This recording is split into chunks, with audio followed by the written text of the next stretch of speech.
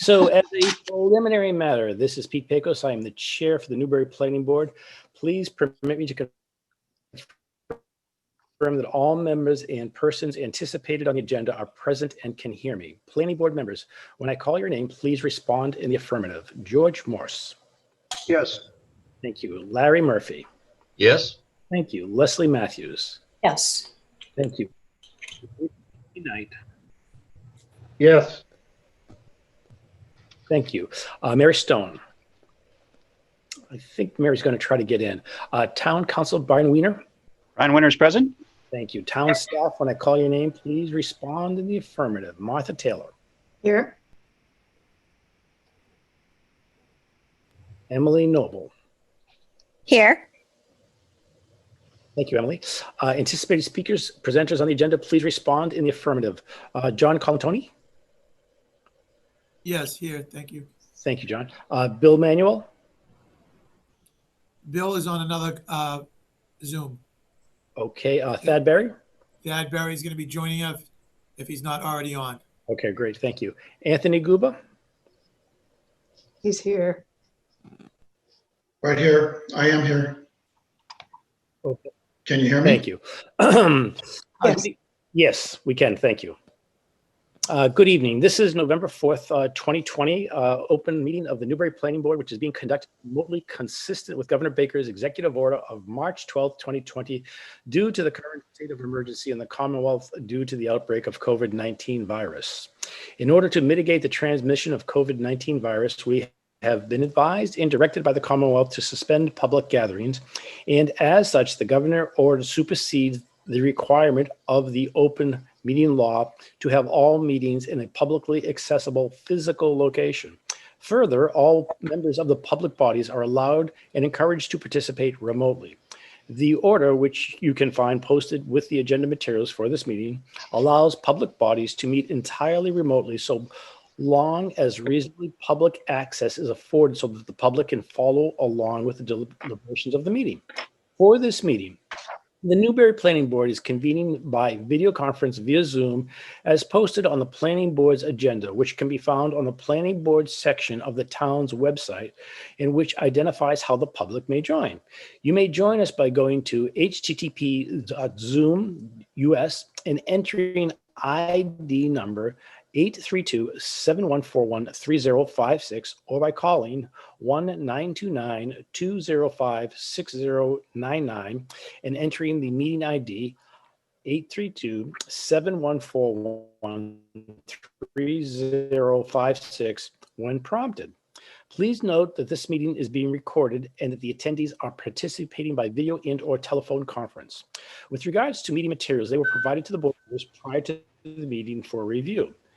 Applicants or their representatives may be called upon to speak and, if needed, share information to the screen. Please state your intention after you have been called upon. So we have some meeting business ground rules. Before we turn to the first item on the agenda, permit me to cover some ground rules for effective and clear conduct of our business and to ensure accurate minutes. I, as a chair, will introduce each speaker on the agenda. After the speakers conclude their remarks, I will go down the list of board members, inviting each by name to provide any comment, question, or motions. Please hold until your name is called.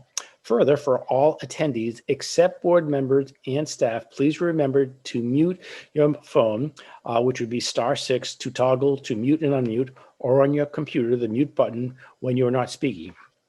Please use earbuds or earphones with tablets or cell phones. Please remember to speak clearly and in a way that helps generate accurate minutes. Please be aware that some video participants can see you and that you should take care not to screen share your computer. Anything you broadcast may be captured in the recording. For any response, please wait until I yield the floor to you and state your name before speaking. If board members wish to engage in discussion with other members, please do so through the chair and identify yourself and when you wish to speak. With regarding public comment, there will be an opportunity for public comment and questions during the public hearings. After board members have spoken, I will afford the public an opportunity to comment and or ask questions as follows. I will seek questions and comments through the Zoom raise hand function. For video conference participants, To raise your hand, click on the participants button in the menu or the photo gallery at the bottom of the Zoom screen. Hover your cursor over this area. If you don't see it, a list of participants will open and display on the right. At the bottom of this participant area, you will see an option to click a raise hand button. Please ensure your name is fully and correctly displayed on the participants list. You may rename by using the more function button, the more functions next to.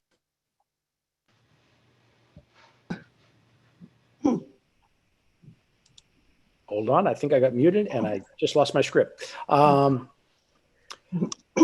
For telephone participants, please raise your hand in the Zoom meeting by hitting *9 on your key phone pad. I will then allow questions and comments from members of the public who have raised their hands in the order in which they are listed. The system lists in order the raised hands and will keep them in order. Each participant will be called on to provide his or her name and address and then ask a question or make a comment. I will afford the applicant/participant or his or her representatives the opportunity to reply. Your hand will be lowered when you have been given the floor for your question. I will then continue down the list of the raised hand columns and again afford participants, applicants, representatives an opportunity to speak. Should there be any physical, electronic submittal or questions or concerns, they will be noted for the record. And again, the participant, applicant, representatives will be afforded the opportunity to speak if the issues raised have not yet been addressed. Each vote this evening will be taken by roll call, and the vice chair will be kicking me to make sure that I continue to do that. Okay. We do have two public hearings, which we will start at 7:15. And so we'll probably move into our agenda items. And so since we do have two hearings tonight, actually there are four hearings. Each applicant has two separate applications. Each hearing will be limited to 30 to 45 minutes maximum, if possible, out of the courtesy to the applicants, the members of the public in attendance, and to the board members. Okay, so with that said, I'm going to drop that down. I'm going to pull up this screen so I can see our agenda. First item on the agenda are, do we have any submissions and appearances this evening, Martha? No, we don't. We have none. But we have a financial report. Do you want to pop that up? I will try to do that. And if you can't, I can just pull it up over here. Would you prefer that? If you I can just read it. Okay. It's real easy. So Planning Board Financial Report for October 2020, payroll and invoices authorized. Payroll warrants for the town planner and plan administrator, PR 21-08 for pay period ending 10/2020, and PR 21-09 for pay period ending 10/24/20. Planning Board expenses, the Verizon Wireless Planning Board iPad for 10/27/20, and peer review invoices for Joseph Walker regarding Borrego, 136 Main Street Solar for 10/29/20, 108 Main Street 10/27/20, 105 High Road 10/27/20, 60 Green Street 10/27/20, and Newbury Golf Center 10/1. So that just gives you a kind of an idea of the activity that we have with regards for peer review, since we have a lot of stuff going on. Okay, let me get back to the agenda. I'm going to minimize this and pull that up. And agenda's right there. So we do have a few minutes before we get started with our hearings. Let's see what we can discuss until that time. Do we have any town planners report that you would like to give at this time, Martha? Not too much. Okay. I've had one meeting with a prospective applicant looking at a subdivision at 7 Larkin Road. There were some concerns, so I'm having a follow-up meeting with the applicant and his engineer tomorrow morning. So when you look at the list of current public hearings and pending applications, that's on the list as a possible. But there are a few hurdles to get over. Okay. On that one. And I'd say that's really pretty much all I have at the moment. Okay, do we want to touch on our new business with regards to discuss our date for our pre-application conference for proposed OSRD for 50? Sure. So let me see if I can pull up the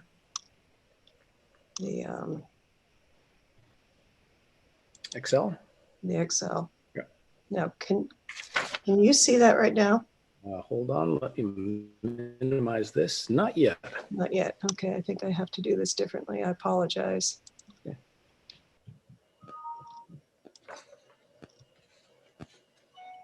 Getting there. Okay. The challenges of our technology. Okay, how about now? It's coming.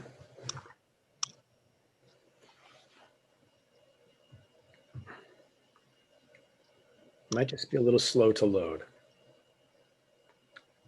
Well, it says my screen sharing is paused for some reason. So let me, We might not be able to do that right now then. well, let me try it again. Hold on. Okay. There we go. Beautiful. So what are we looking at now? So I'm going to pull over dates. I've got the ones that are grayed out here, obviously ones that have passed. I have these kind of on for reference at the moment. Mhm. So here we are, November 4th with our public hearings. Mhm. Our next regularly scheduled meeting is November 18th, when we have Green Street and High Road and the Shondell Drive. Okay. So after, it shouldn't be, well, it's hard to say Okay. how long the pre-application meeting would take. Per the bylaw, we're supposed to include, fire, police, conservation commission, or at least invite them to come. So it could be a half-hour discussion. Okay. So we're looking at December 2nd, I take it.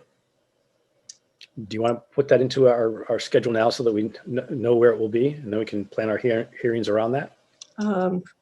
Sure, I'll just put an asterisk here. Is that okay with other board members? Yes. Larry? Yeah, that's fine. Okay, and George? Yes. Okay, and Leslie? Yes. And Woody? Yes. Okay, Mary, you on board yet? Okay, good. So let's do that. All right, so I'll issue an invitation to the appropriate members, departments, and other boards and commissions. Okay. Good. Got it. Beautiful. Okay, so we're good with the screen sharing. Where are we time-wise? So we are at 7:13. So do we have a quick report that we can do in 1 minute? Let's see. I can. Leslie, did you want to give the select board report? I can. Yep.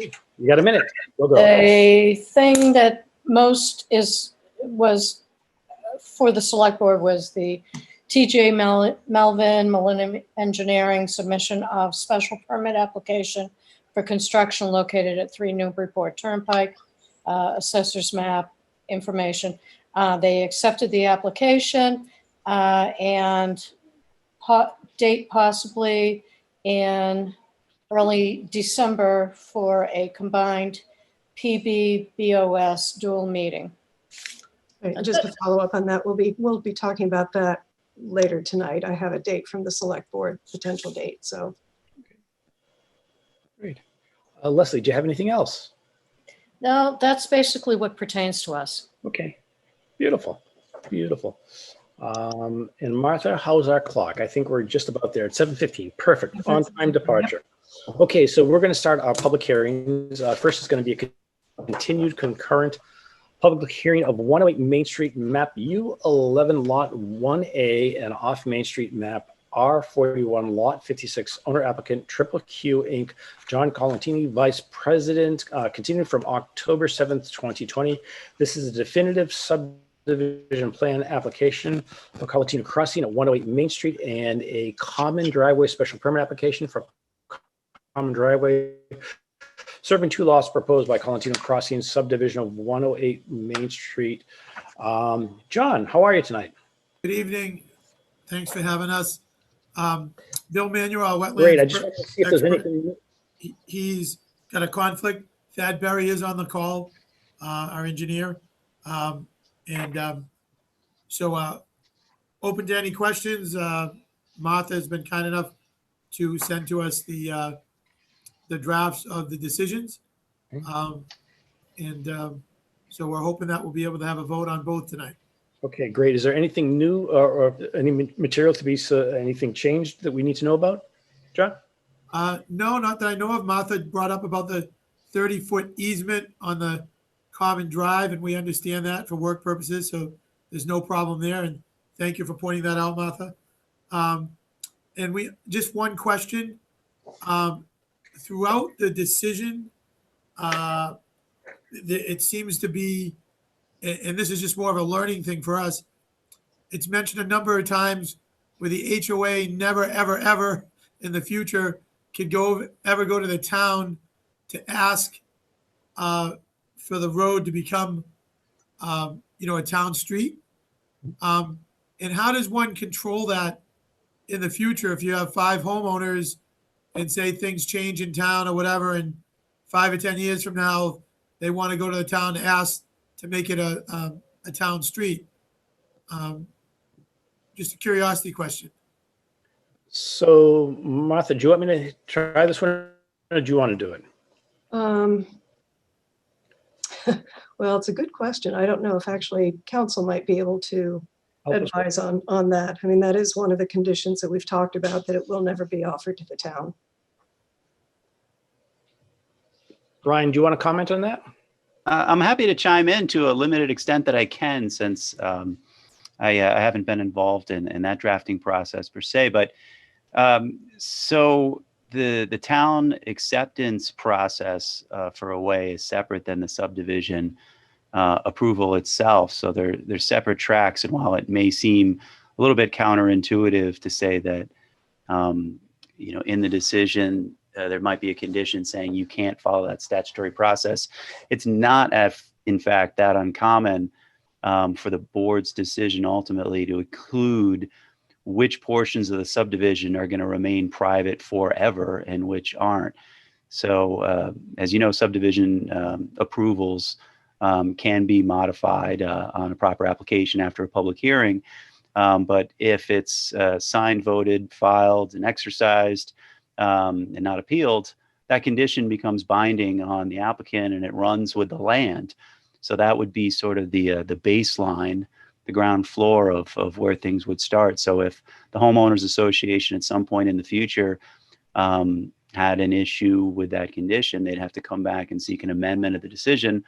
Otherwise, it would be a condition that would run with the land, that way would remain private in perpetuity. Okay. Thank you, Brian. Let me see if there are any questions. Let me start with Larry. Do you have any questions at this point on anything? No. Okay. George, do you have any questions on anything? No questions. Great. Leslie, do you have any questions? Yeah, Brian, just simple clarification. So if, let's say, 10, 15 years down the road, that the homeowners association wants to jump into a Newbury land, part of Newbury as far as like a public road, can they do that, or do they have to reapply altogether? It would appear that they would have to apply first and foremost for a modification of the approval to strike that condition or modify that condition as appropriate.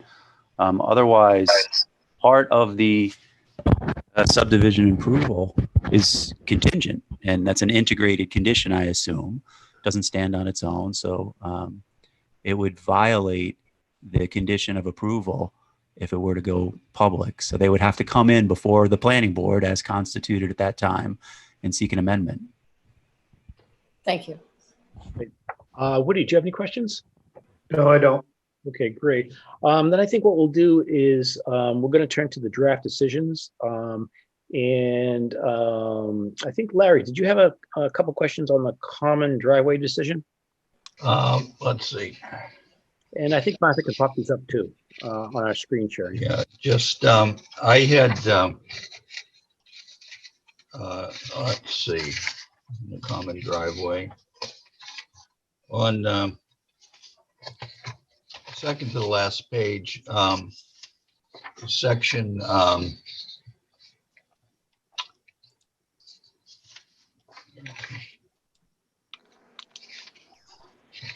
Martha, section, under conditions of approval, section 1B. I thought that there was,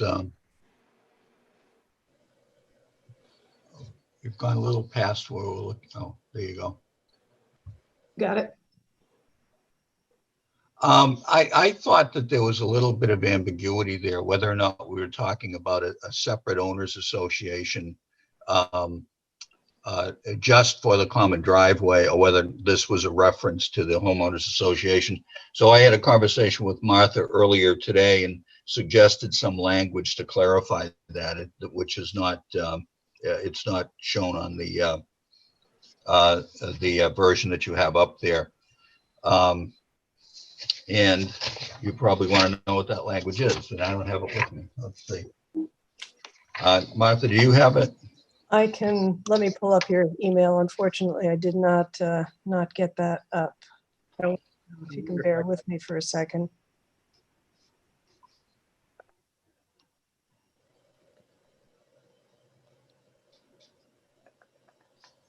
And I should have printed it off for myself, and I didn't. Oh, wait a minute. I can find it.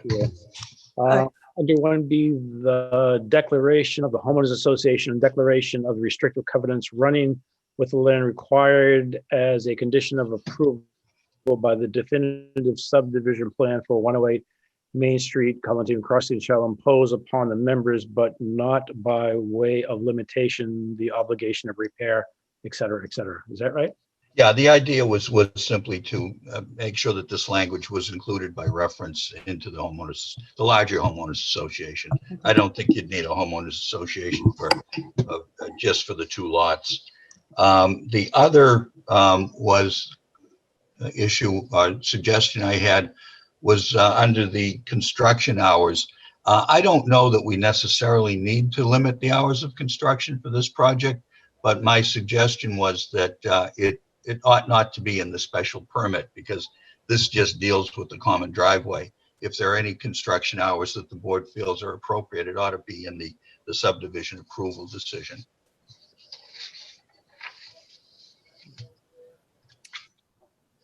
Okay. Martha, did you have some thoughts on that as well? Well, just by way of clarification, that was included in a previous common driveway special permit decision, and I agree with Larry 100%. If there's going to be any limitation or construction hours, it would appropriately be in the decision. That's actually why I flagged that here with the comment in the margin. Okay. All right. So I would agree that should come out. Okay. So we have, the board members have had an opportunity to look at the draft decision for the definitive subdivision plan as well as the common driveway. Larry, would you feel comfortable about going over the components of the common driveway for us? I'm sorry, the what, Peter? The common driveway, the purpose and the intent? Oh, yeah, from the bylaw? Sure. Absolutely. This is from section 97.5D of the zoning bylaw that regulates common driveways, which are permissible by special permit only. Subsection 1, purpose and intent. The purpose of the common driveway bylaw is to provide an alternative to individual driveways that would allow the preservation and protection of natural features, the reduction of impacts to wetlands, and the retention of the rural quality of Newbury while providing safe vehicular travel from the access point of the public way, reducing curb cuts, improving sight distances, and providing adequate access for emergency vehicles. It is not the intent of this bylaw to subvert the subdivision regulations, but to offer an option to the installation of individual driveways. And then subsection 2, eligibility. Up to 3 single-family lots or 2 duplex lots or 1 duplex lot and 1 single-family lot are eligible under the provisions of this bylaw. All lots are required to have adequate and viable frontage, which complies with the Newbury Protective Zoning Bylaw and shall be located on a public way. 3, special permit required. The planning board shall make the following findings relative to the common driveway special permit. A, the use requested is noted in the zoning bylaw as a special permit in the district for which the application is made. B, the requested use is essential and or desirable to public convenience or welfare. C, the requested use will not create undue traffic congestion or duly impair pedestrian safety. D, the requested use shall not overload public water, the drainage, sewer systems, or any municipal systems to which, to such an extent that the requested use or any developed use in the immediate area or any other area of the town will be unduly subjected to hazards affecting the health, safety, and general welfare of the community. E, any special requirements for use set forth are fulfilled. And F, the requested use will not impair the integrity or character of the district or adjoining districts, nor to be detrimental to the health, safety, or welfare of the immediate residents or the residents of the community. Thank you, Larry. So in reviewing it, it appears that all of those points seem to be addressed. Is there anything further that we need to discuss with regards to this, Larry? Not from my point of view. Okay, so with regards to the decision, if we could just scroll down to that. We have the maintenance agreement. We have the deed requirements. We have the owners association agreement. With the amended language that Larry is suggesting to go in here. Beautiful. Okay. We have conditions for the board of the agencies of the town. Okay, we're not gonna have any construction hours. Certificate of occupancy. Okay, the lapse.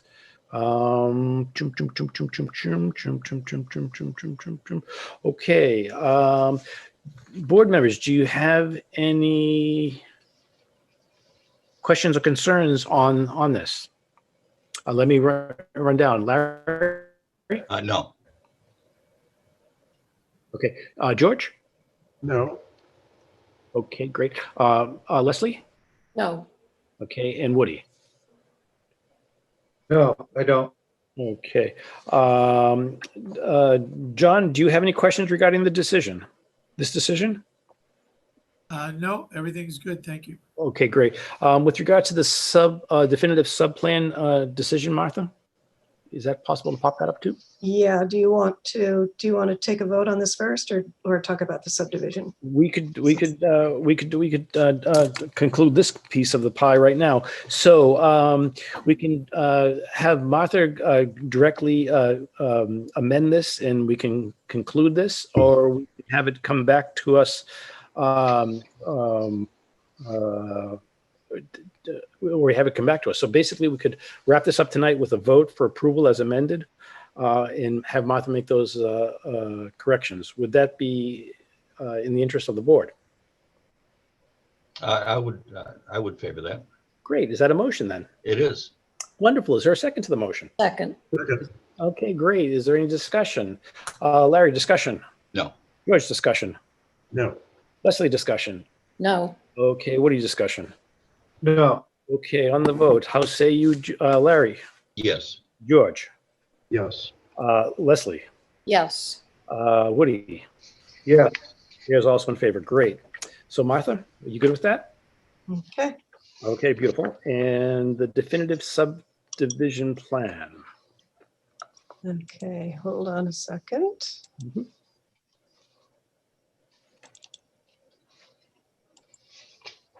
All right. So, I got that. I will make it a little bit bigger. thank you. And we'll get down to our, So the first is all the material that we received. Really, the substantive part starts with the requested waivers. okay. So Larry, do you want to go through the waivers? Do you want me to do this? Well, the only, when you say go through them, Pete, you mean read them? Yeah. Yeah, I can if you'd like. Okay.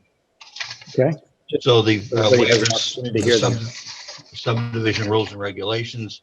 The first one is for section 117.18C, environmental analysis. The applicant requests the board waive the requirement for an environmental analysis. And the comment section, section 117-18C1G, allows the board to waive the environmental analysis for developments of 5 lots or fewer. The development consists of 5 lots and does not lie within the ACEC, the 100-year floodplain or priority habitat. Work to be done within the 100-foot wetland buffer is subject to Conservation Commission review and approval. The second waiver is 117.21D, street location and alignment. The applicant requests that the board waive the requirement for a 30-foot property line radius at the street intersection to allow a 0-foot radius on the north side of the new roadway at the intersection with Main Street. And under the comment section, the new subdivision roadway is held tight against the north lot line to allow for construction of stormwater BMP number 1 to the south of the right-of-way. The required 30-foot radius is maintained on the south side of the new right-of-way. The next requested waiver is 117-23, general layout and dimensions. Applicant requests that the board waive the required minimum width of 53 feet for the cul-de-sac right-of-way to allow right-of-way width of 40 feet. And again, comments the requested reduction is appropriate given the small size and rural setting of the project and will help preserve the natural appearance of the site. The proposed design has been approved by the Newbury Fire Department. Next, to section, once again, 117.23, general layout and dimensions. Applicant requests that the board waive the required maximum cul-de-sac length of 500 feet to allow a cul-de-sac length of 794 feet. And under comments, the cul-de-sac is designed to work with the topography of the site and minimize length of driveways to the buildable portions of lots 3, 4, and 5. Next is section 117.23B, general layout and dimensions. The applicant requests that the board waive the required turnaround dimensions of 165 feet for outside sideline diameter and 140 feet for outside roadway diameter to allow a 125-foot sideline diameter and 120-foot roadway diameter with no center island.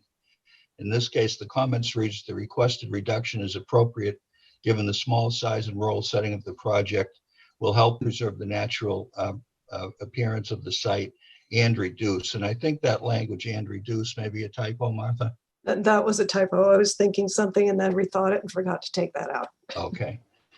So other than that, it continues. The proposed design has been approved by the Newbury Fire Department. See snow removal conditions below. Next, we have section 117.34 utilities. Applicant requests that the board waive the requirement for drainage pipe to the RCP with a minimum diameter of 12 inches to allow drainage pipe to be 8 inches ASDN 12 pipe. And again, comments due to the existing and proposed grades, 8-inch diameter pipe is needed to maintain proper coverage, pipe slope, and invert at the outlet. The proposed substitution has been approved by the board's review engineer. And lastly, I believe, section 117.35 sidewalks / bikeways and 117.24 typical cross section. Applicant requests that the board waive the requirement for a sidewalk along one side of the street, along with the suggested inclusion of a bicycle path. And comments, elimination of sidewalks and bikeways will reduce impervious pavement is appropriate given the small size and rural setting of the project and will allow for the use of low impact design LID techniques for stormwater management, including country drainage. And those are the listed waivers. Larry, thank you very much. Does anyone on the board have any questions with regards to this? The waivers? Let me just run down. Larry, you good with them? Yes, I am. Okay, George, you good with them? Good. Okay, thank you. Leslie? Yes. Okay, and Woody? Yes. Okay. Yep. Is there anything else on this, Martha, that we need to discuss? Let me just take a look down a little further. Conditions for approval. So one thing that we have not discussed with the applicant is the form of performance guarantee. Surety, okay, all right. Have you had a conversation at all with the applicant, Martha? No, I have not. Okay, would we like to have that conversation now? Sure. So, I mean, options are, putting a covenant on the lot so they would be released as the roadway was constructed, or a bond, a tripartite agreement, cash, marketable securities. And any feeling from you as to which instrument is going to be the easiest to work with? Well, it's often the applicant's choice, and we haven't had, as we said, we haven't had that discussion. So, John, I don't know if you have any thoughts on what you typically do, or Every project's a little bit different. When do, in Newbury, when do you need that decision? well, it needs to be made before the board can actually endorse the plan, So it has to be made before you can vote. or before the plan actually gets signed, and it can't be recorded until then. And just to clarify for me, that would be after the appeal period is when you would sign it?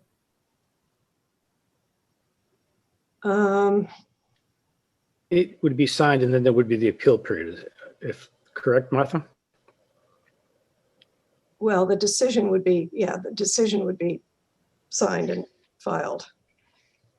To put it simply, Martha, when do you need to know what avenue we would go down?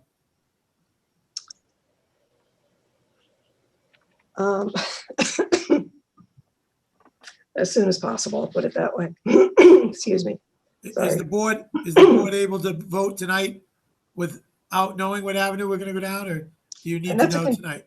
It's a condition of the decision, so the board could vote on the decision, but we would still, excuse me, need to have that information or that decision before the board signs the plan. Can you just say choice? Can you just say either performance bond, covenant? So Martha, And I apologize. We understand it. It's simple, but I guess I'm not asking my question correctly, so I apologize. The board cannot vote on this tonight unless you know what avenue we're going down. Yes or no? My understanding is the board can vote on this, it just can't sign the plan itself, can't endorse the plan. And I might turn Okay, to, so that's to fine, counsel because again. you would, What? after you vote on this, you would need the MyLars to sign anyway, so we would have to tell you by then.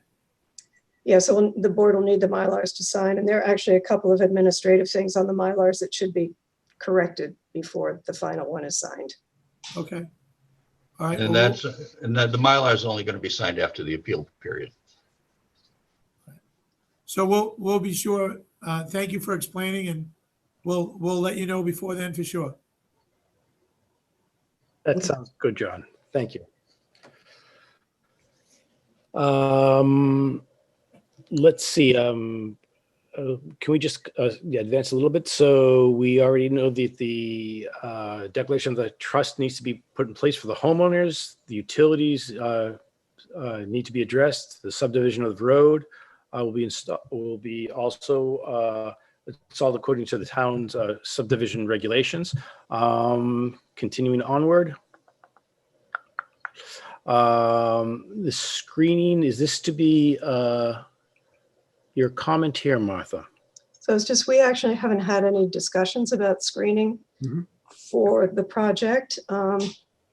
Looking at the site, it seems that it's probably not going to be an issue. So the question is whether, for a kind of in case situation, whether the board would like to have a condition in here regarding screening. So just for clarification, since the development itself is pretty well situated off the road and is in a pretty well contained area, do board members feel that it's necessary to have a condition regarding screening? Larry? I think this is fairly standard language, isn't it, Martha? That's included in most subdivision approvals. It has been. I mean, there's no, yeah, can we make reasonable efforts? And there are a couple of properties which are pretty close, especially the one that's immediately to the north, which is adjacent to the right-of-way, where the right-of-way is right up tight against the property. Yeah, I think it might be a good idea to include this language. I don't think there's anything overly burdensome. And if it requires clarification at some point, I suppose the applicant could always come back to the board. Okay, thank you, Larry. George, your feeling? The paragraph reads, the applicant will make all reasonable efforts to work and cooperate with the abutters. It has to be until the abutters request fencing, correct? Well, it would be if fencing or shrubbery, trees, Okay, if it was felt that there was an impact. Excuse me. but is it a mutual decision with the abutters and the owners? Or can the abutters come along and just say, we want to have this done? Well, good question. So it appears to be a collaborative statement. The efforts were made to work in cooperation with the abutters. So I guess I would interpret that, George, if there was an issue and the abutter raised an issue, it would be incumbent upon the applicant to try to resolve that, if I interpret that correctly. Yes. Okay. So you're comfortable with that staying in place? I think I am, yes. Okay, great, thank you. Leslie? The abutters that are on the southeast side are really close to where the road is going to go in. So, and they have what abuts them is like a social activity area that they use, like a swimming pool in the summer. And perhaps that would be something that the developer could put out to that abutter. It's really close. It's really close. And when you go down into the property itself, there's another section that's also very, very close to the abutter's property. So you would like to see this language stay in place? Yeah. Okay, great. Good. Woody? Yes, I think we should leave the language in place for the future. We haven't heard from the abutters, correct? But I guess we may in the future. Okay, very good. Very good. Then we shall leave that, Martha. Snow removal is pretty standard there. Fire department. Okay. Board of Health that needs to be addressed. Conservation. Okay. Post-construction plans. Okay. Inspections carried out. Okay. Recording. Okay. 2-year lapse. Okay. Modifications. Okay, great. Board members, are you comfortable with this decision? Larry? Yes. Okay. George? Yes. Leslie? Yes. Woody? Yes. Okay. John, you comfortable? Have any questions with regards to the decision? No, excellent. And the abutters paragraph is great. We have no problem with that. Great, great. Appreciate that very much. That being the case, I would I'd entertain a vote to approve the decision. Move to approve the decision for Colonel for the new construction on 108 Main Street. So that would be the definitive subdivision plan. Okay, is there a second? Second. Great. Any discussion on the motion? Larry? No. Okay, George? No. Okay, Leslie? No. Okay, and Woody? No. Okay, on the question, how vote you, Larry? Yes. Okay, great. George? Yes. Great. Leslie? Yes. Woody? Yes. And the chair is also in favor too. Okay, Martha, we can pop down the screen sharing. Thank you very much for that. Appreciate. And I know we're making you do all the technical stuff here tonight. All right. Let's see. Okay, board members. So if we're satisfied with where we're at and we have no further testimony to be taken in, and I'll see if there's any public comment on this, or if the applicant has anything else, we could button this up this evening. Does the applicant have anything else that they want to put forth on this? No, we're all set. Thank you. Great, thanks, John. Are there any public members that would want to comment on this at all? I don't see any hands. Do you, Martha? I do not. Okay, great. Board, are we ready to close this up and close our public hearing? I'd move to close the public hearing. Great, thank you. Is there a second? Second. On the motion, any discussion, Larry? No. George, discussion? No. Okay, Leslie, discussion? No. Woody, discussion? No. Okay, on the motion, how say you, Larry? Yes. George? Yes. Leslie? Yes. Woody? Yes. And the chair is also in favor. Great. Do you need the housekeeping from us, Martha, on this? No, I'll just need to, I'll make those amendments and coordinate to get the signatures and get that going. The common driveway special permit, we will need to notify the abutters that has been decided and when it's filed with the clerk, so. Okay, great. Wonderful. All right, John, good luck and enjoy the project. Thank you very much. Appreciate the board's time over the last year with all your help. We appreciate all your patience through this process. John, welcome to the neighborhood. Thank you. All right. Continuing our agenda, I'm going to, let me just pull up this piece over here so I can just say this correctly.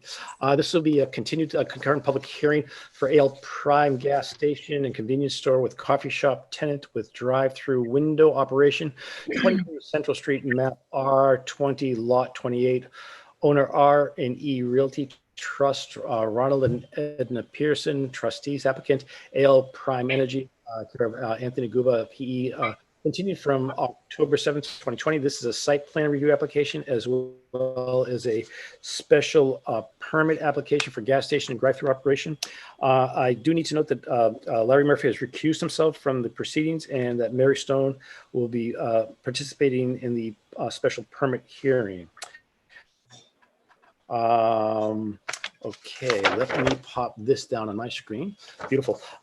Martha, we received some materials from the applicant on Monday, 11/2/20, but there hasn't been an opportunity for the board or the staff or the board's engineer to review. However, I understand that Gary Hebert has reviewed on 11/1 a letter from Ronald Mueller, and we'll be addressing that a little bit later in the hearing. That's correct. Tony, He's here. oh, beautiful, beautiful. Tony, do you have any new material to present to the board this evening?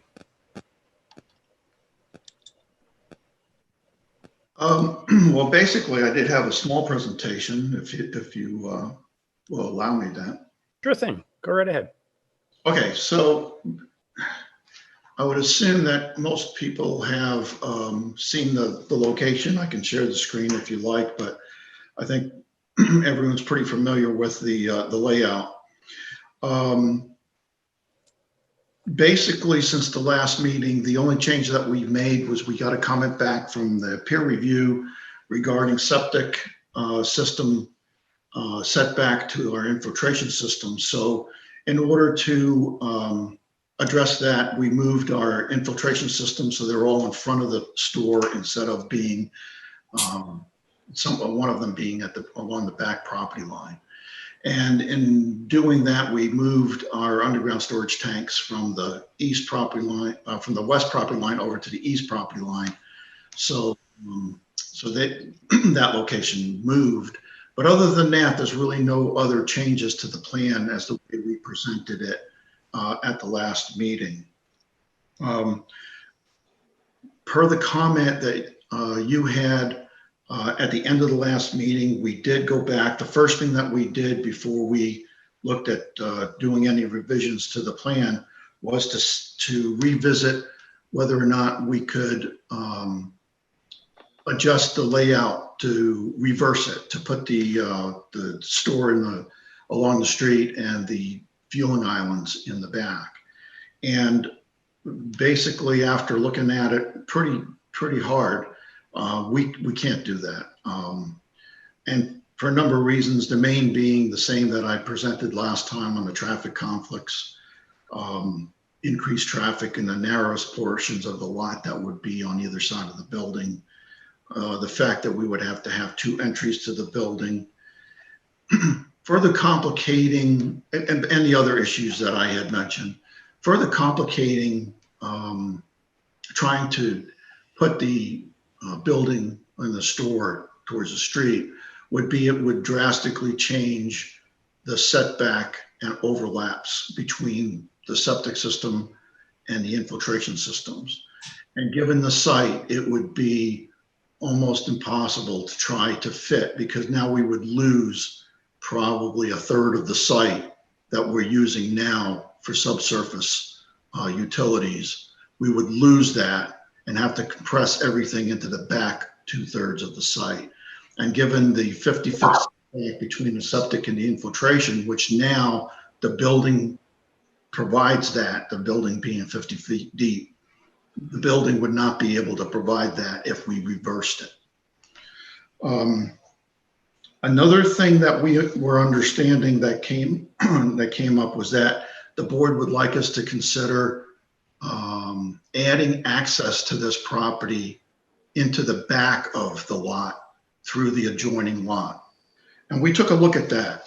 Presently, the lot has, that would require traversing 3 other lots. And while they seem like they are under the same ownership, there is different entities actually involved in that. And because the easements would then bifurcate 2 of those, at least 2 of those lots, there's no way that could be provided. So we would not be able to provide an access from the back and eliminate access on Central Street. As you mentioned, there was some traffic comments that were made, mostly to answer questions that came up at the last meeting. For example, one of the main comments or questions came up is how COVID impacted the traffic counts. And basically, even though the traffic study was dated March, those traffic counts were actually done last November during the school season, and not in the summer, and also not during any COVID impact. I believe if Mr. Hibbert is going to make any presentation, he's reviewed it. I haven't heard anything from him, so I don't know what he's going to say, but I will allow him to go ahead and address any of the other comments that he might have regarding that.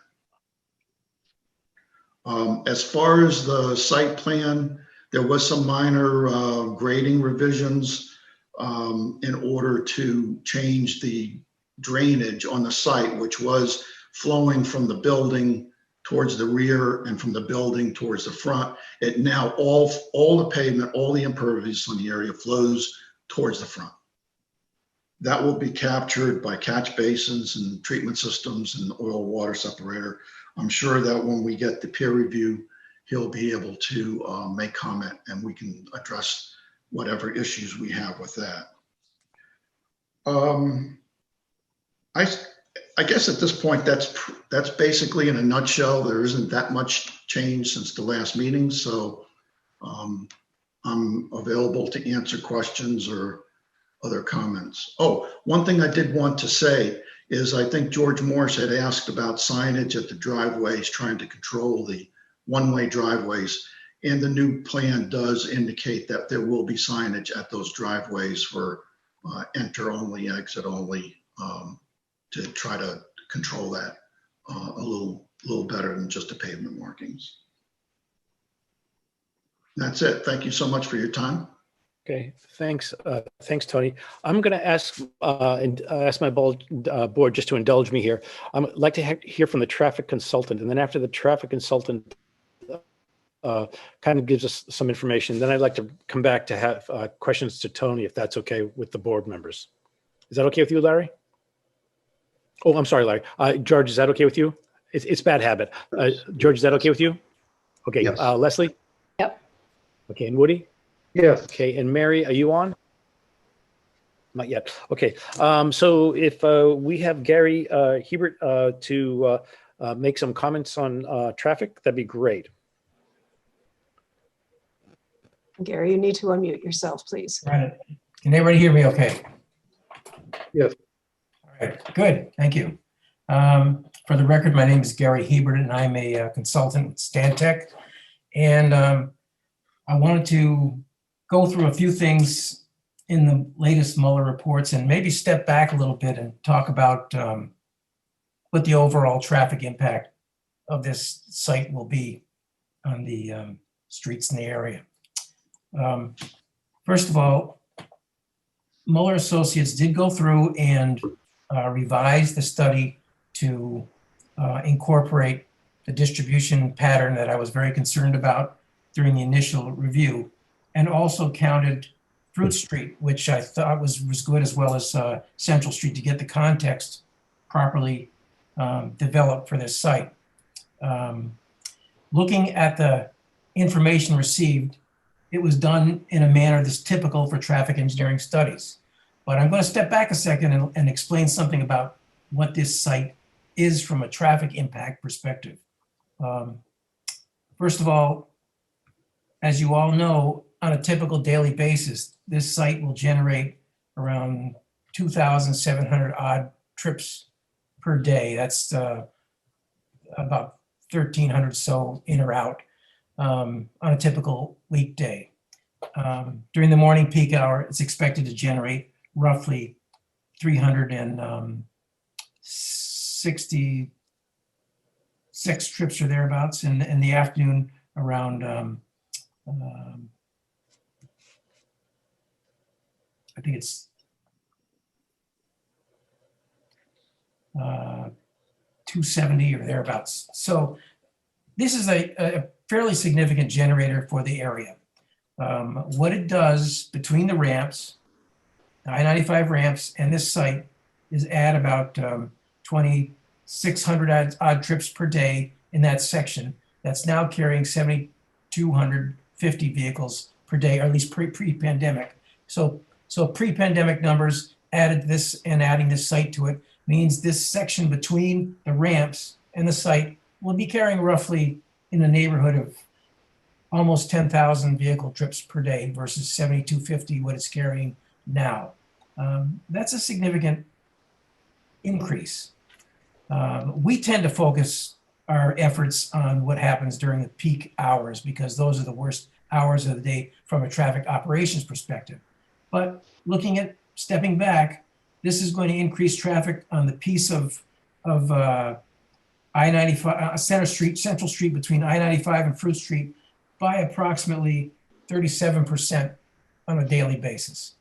Okay, that's a pretty substantial increase. During the morning peak hour, it's going to increase at about 40% in the afternoon, around 37% in the peak hour. So that's over what's being carried today on that leg, because it's largely diverted trips from I-95. Keeping that in mind, it's just, I think we need to understand that this is a net traffic disbenefit for the area in terms of how it's going to affect things. It's not going to make things better by a long shot. It's going to make things worse from a perceptive standpoint, particularly for the neighbors and thereabouts. So if you look at it from that perspective, it's a significant impact. For example, thinking about the morning peak hour, we're talking about adding 5 trips per minute, more than 5 trips per minute, 5 to 6 per minute during a typical minute of the morning peak hour. Some of those minutes will be higher, some lower, but that's the average on a typical minute. In the afternoon peak hour, it's more like 4 to 5. And if you like 24-hour basis, that's just under 2 trips per minute for 24 hours a day. That's an impact that people will notice in the area. It's pretty significant.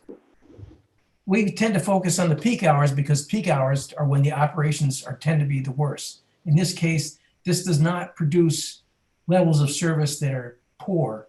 It just increases the traffic beyond what it is today. The levels of service are considered to be acceptable if they're in the range of A to C, which this is in terms of its impact. So that's one of the things we focus on from a peak hour perspective. But looking overall, it is clear that this is a major impact. It's carrying virtually twice the volume what Fruit Street is carrying at this one site. That's a significant impact, and many times more than what's being carried on Central Court. So I can understand that the traffic concerns. Again, I'm looking at this from the perspective of the overall impacts, and listening to Tony's explanation about really no consideration can be given for the Fruit Street access because that's just too difficult. It's got too many properties in between it. I can appreciate that. But again, I'm just trying to make it become the best it can in the area that it is. The mitigation measures that were proposed reflected a lot of the comments that were made in our initial peer review letter on August 27th. So from that perspective, I can't argue that they're trying to achieve some form of mitigation for what's going on at this site.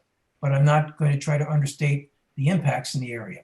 And one thing I want to mention too briefly is that from the crash perspective, I did know there were only about 4 or so 5 crashes over a 5-year period in the area. This site, because it's going to be generating a lot more conflicting traffic in the area, a lot of conflicts because you now have people crossing streets that weren't crossing streets before in terms of the traffic.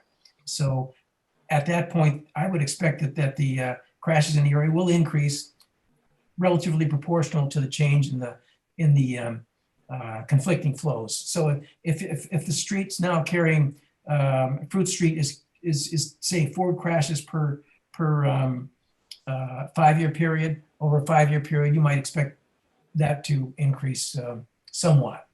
It's certainly not going to go down with this site. So, I mean, those are my comments from the perspective they have incorporated the suggested mitigation measures, but I'm certainly glad to answer any questions that the board may have relative to what I'm seeing with this development traffic impacts. Thank you, Gary. I just want to go back for a second. Was the traffic study, which was done pre-COVID,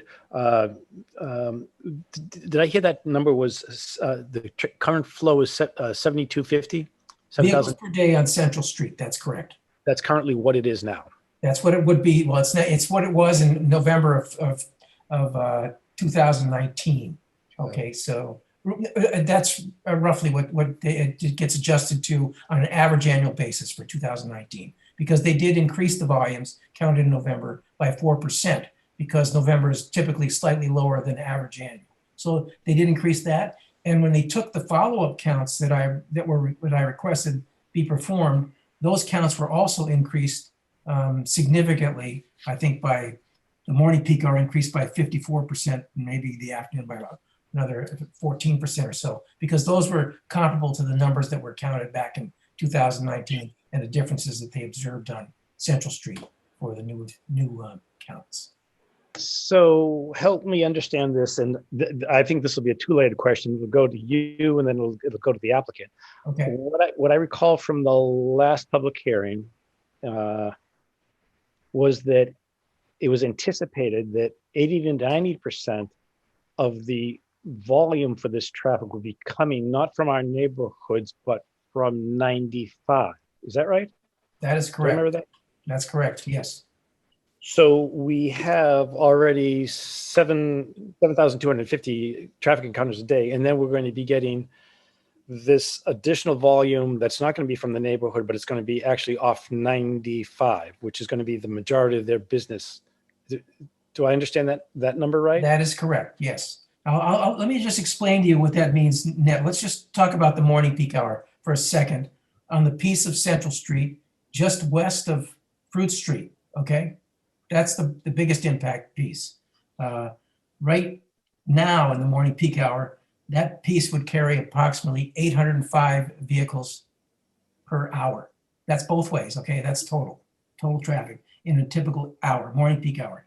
In the future, with this development, I'm expecting that leg to carry roughly just under 1,130 vehicles per hour versus 805 vehicles per hour, okay? You see that difference right there? That's about a 40% increase. So that's about 300 Correct. encounters an hour.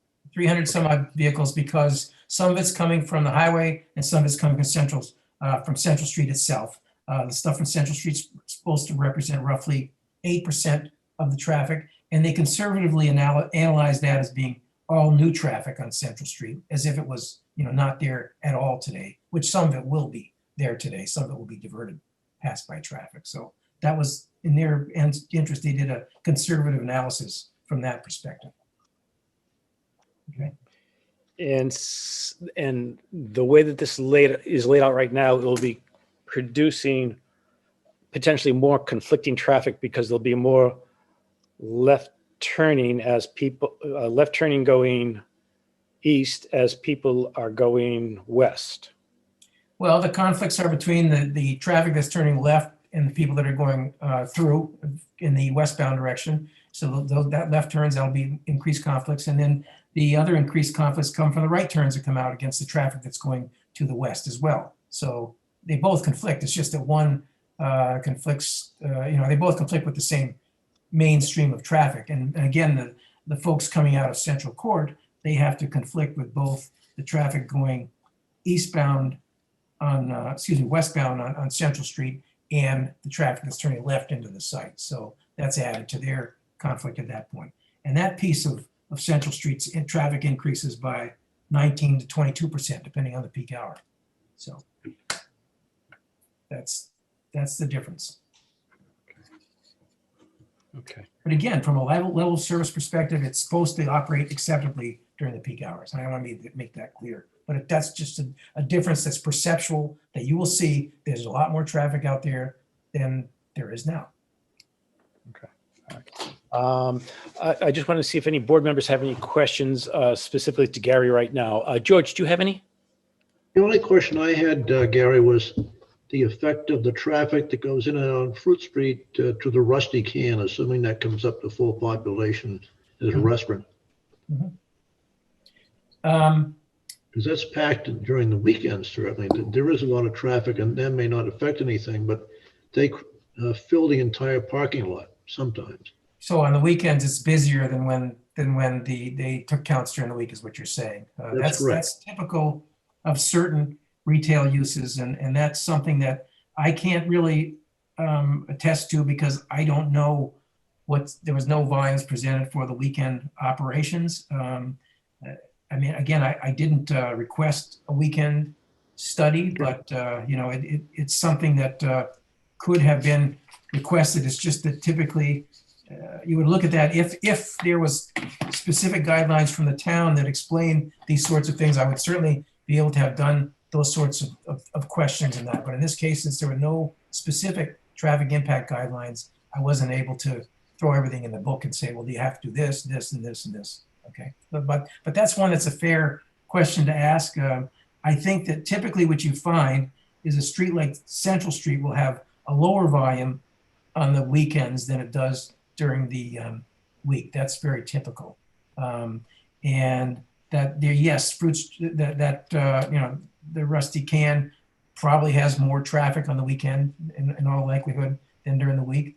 But again, there's probably less conflicting traffic on Central Street. But that's just my impression of how weekend traffic typically works on streets like Central Street. So I would expect that they have looked at the worst case condition, which would be, in my mind, the morning peak hour period. Okay, thank you. Leslie, do you have any questions for Gary? I do. Being a person who basically lives in the neighborhood, Central Street has traffic all the time. I see that it doesn't matter if it's a weekday or a weekend. It is a well-traveled road. I imagine that AL Prime will put a sign out on the highway inviting everyone to come off the highway for gas and refreshments and things of that nature. And at a 24-hour situation, it's going to be something that the community has not experienced before. As far as Fruit Street is concerned, it's not as difficult to coordinate or get out onto the road as it will be at 23. That's my concern, is for the safety of the public. You're inviting truckers to come in. You're inviting, when hopefully COVID is over, the increase in traffic is going to be substantial as far as like the schools are concerned, because the kids will be pulling in and out of there substantially for their coffees in the morning. I don't know if I see that the public safety has been met to the way that the neighborhood is. That's my concern. Okay, thank you, Leslie. Woody, do you have specific questions for Gary regarding traffic on what he's presented? If yes, I do. If there was no entrance and exit on to Central Street, we would still be dealing with all these cars. But I guess I'm asking the opinion of Gary. With the roadway being wider where the entrance to Fruit Street is now, do you find there would be a big impact on Fruit Street if that intersection remained the way it was and people entered from the rear of the lot? Or do you foresee problems with people pulling onto Fruit Street to enter the site if there was no entrance and exit on Central?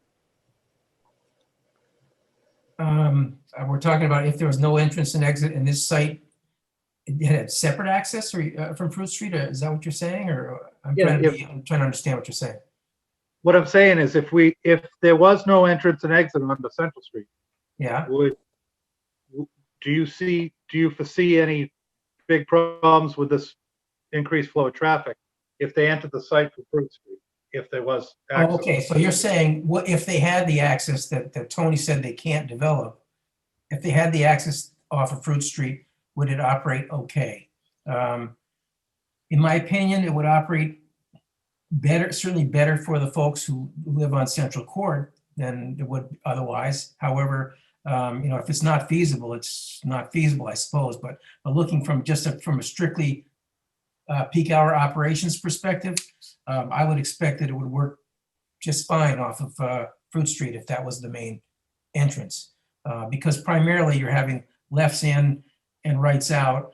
And basically at that point, you'd be able to just restripe Central Street with a left turn lane, which would allow access into both Rusty Can and this site, if that were the case. But again, the applicant's already said that's not feasible. So I don't know what to say about that, other than that just hypothetically, would it work? It probably would work. Okay, thank you, Gary. Thank you. Mr. Chairman, if I could, Yep. So this is to Gary Buttrell. it is. Leslie, yes. My concern is another concern is that many of these 24/7 businesses that are right off of the highway lead on to basically a 4-lane or at least a 3-lane road, so that it complies with traffic that wants to turn into a certain direction. I don't know if Central Street can comply with that, but during the busy hours, is that going to cause some kind of a, with the trucks and the coffee and the fill-ups and everything, will that contribute to an increased traffic situation, a traffic slowdown situation in that particular area? Well, it will certainly slow traffic down compared to what you're seeing today, for sure. But in terms of overall operations, when you do the analysis of what the operations are going to be like, it's supposed to operate acceptably, meaning it's in level of service A to C. It's worse than today, but it's not going to be, into a situation that's, we look at things like the letters A, B, C, D, E, and F, and D, E, and F are bad.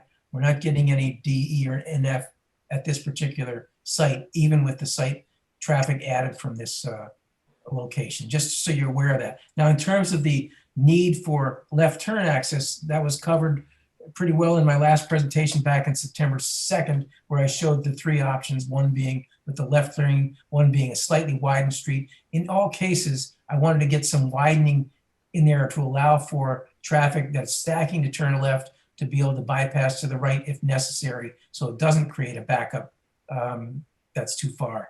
And I will say that even when I look at it without any kind of left turn lane there, the backup isn't all that far, but it does meet warrants for considering the possibility of doing a left turn lane if you look at the volume analysis of that. So to answer your question, it does make things a little worse for traffic following if you don't have any kind of way for that vehicle to get out of the way that wants to turn left, or the big truck, or whatever the case may be. So in this case, they have elected to show a widened, not widened, but a slightly widened area on Central Street near the, on the approach to the far entrance to the site, which would be the one-way in.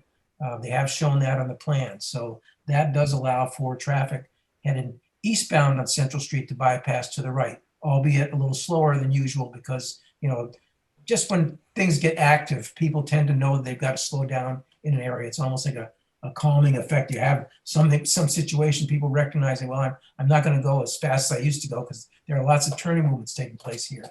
So that would be expected. But again, from an operational perspective, it should work okay. Just a lot more traffic than what's there today.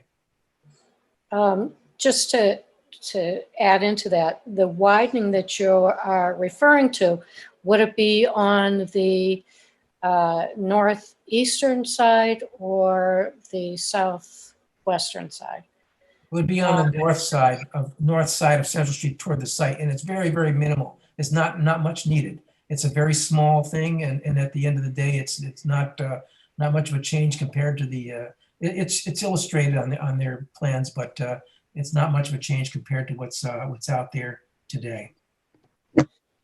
I ask because it is a fairly busy road, and there are a lot of people that walk their dogs, bicycle, and things of that nature. And if you infringe on to that northern side, does that reduce the amount of space where people can get out and walk? There's hardly any sidewalk space whatsoever. Well, when you go, certainly once you go east of Fruit Street, there are no sidewalks out there. You're pretty much stuck on the side of the road, or wherever you want to go. So does it increase? Understandable, but what I'm saying is I understand what you're saying. that, you know, you've increased the traffic flow Mhm. exponentially. And that is something that, you know, has to be taken into consideration as far as the safety of the public. Mhm. Understood. Thanks, Les. Now I want to give the board an opportunity to ask Tony some questions from a follow-up to his presentation now that we've had some traffic input. And I have a couple questions that I want to start off with, Tony, if it's okay with you. And the first is going to kind of go around the traffic component. The daily traffic trips that were proposed in your pro forma, those were based on Prime's business. Is that right? No, the study is based on ITE standards that apply to any station. No. So the volume projection is what you would expect for any Prime station. Is that the answer? For any station at all. The ITE is the standard manual that traffic engineers use in order to estimate projected traffic. Okay. And they do that using metrics based on the design of the station, the size of the store, and that was applied to this location. It doesn't matter what the brand is. So is this just based on gas, or is this based on gas and Dunkin' Donuts? It's based on both. It's based on both. So can you break those apart for me so I would understand what component would be Dunkin' Donuts and what component would be gas? It would take me time to go through the study and tell you what the numbers are. If you could, that'd be great, because I just want to get a handle on, you know, if there was a smaller distributor, not a Dunkin' Donuts, somebody else, would that be a lower generator of volume? Or because we're using a Dunkin' Donuts, and that's, you know, you're using a typical number, and Dunkin' Donuts is going to generate higher traffic, I think the board needs to have a handle on which component's going to be gas, which component's going to be based on who your tenant is, because those are important numbers. And especially since we're going to be attracting a lot of traffic off of 95. Are you suggesting that you might condition this approval on us not having a Dunkin' operation? I am not. I'm just asking for the information, the data. Okay, so we're presenting it as a combined parcel. So basically, I'm not sure, we can get that number together, okay, but I'm not sure why it makes a difference. That's good, great. So that helps with one question I had. The second question, you said you were unable to transverse two lots, and what I'm hearing from traffic and what is a concern is we have a residential neighborhood that turns onto that street and is going to be, from my perspective, significantly impacted by an entity that's going to be creating traffic. And our traffic consultant said there's going to be a potential for conflicts because there's going to be more volume. That's given. More volume, more potential for conflicts. Now, if we can create an environment whereby we reduce that, you still have your business, you can still have your volume, but we reduce the conflicts, that makes sense. To say that you're unable to reconfigure this, or that there isn't a possibility to redesign this, I think that might need to be visited, honestly, because if you could bring this, and I think you already heard it from another board member, through Fruit Street, I think that's going to be an easy mitigation for traffic with regards to the neighborhood across the street. I totally understand what you're saying, but we have looked at it. It's not like I'm just making it up that we don't want to do it. We have looked at it. We cannot provide access through the back, and we can't turn the station around. I mean, I know those are two things that you've really wanted us to focus on, but we can't do those. Nothing's going to change on that side, on that end. That's your position. Yeah, there are a number of things that we could take a look at on the site. I mean, we've made numerous changes already to try to address comments that have been made. We've made driveways smaller. We've made them one way. We have, and I think Mr. Herbert, if he's still on the line, he's said several times that the level of service here is going to be acceptable at the driveways, at Fruit Street, and at Central Court intersection. There will be more traffic. We never said that we were going to reduce traffic, and I don't think anyone expects that. We have signs on the highway now. I mean, there are signs for our existing station presently on the highway. Some of the traffic that will be coming to this station will be coming here instead of there, but they're already coming off the highway. If we try to divert all of the traffic onto Fruit Street, I think you may see more of an impact to the level of service at Fruit Street, because now you're concentrating all of the turns in and out to one point instead of spreading it out over the driveways and Fruit Street. But no, yeah, I mean, we looked at it. We can't turn, physically, we can't do it. Traffic-wise, on-site circulation with the traffic conflicts, given the nature of the drive-through, we can't do it. I mean, that type of layout makes a lot of sense at a location that is highly urban, like a downtown area, like downtown Newbury, downtown Boston, downtown Danvers, where you have all of the buildings right on the sidewalk. They're very pedestrian friendly. This site is not going to have a lot of pedestrians coming by.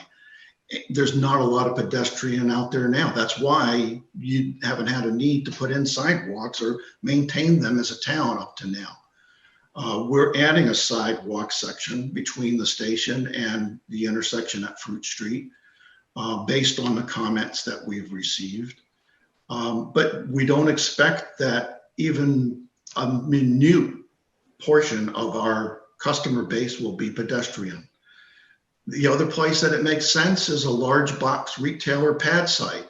If you had a supermarket or Costco or something like that, you can locate this kind of a facility inside of that. This property isn't that.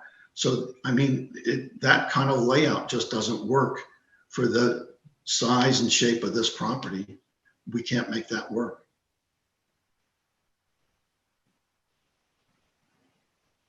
I'll, other board members that have any questions at this time for Anthony? George, do you have any questions or any comments? I had a question, and following up on Leslie Matthews' comment.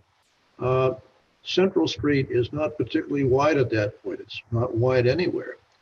And with the increased amount of traffic, there'll be an increased amount of use of the station on peak times. And it's clear to me that whole area will become a choke point for quite a while during the morning and in the evening. Want to comment on that? Yes, the road is going to be widened per Mr. Hibbert's suggestions. And in fact, we're adding width to the shoulders on both sides of the road, which should make it safer for the bicycles who use Central Street in that area.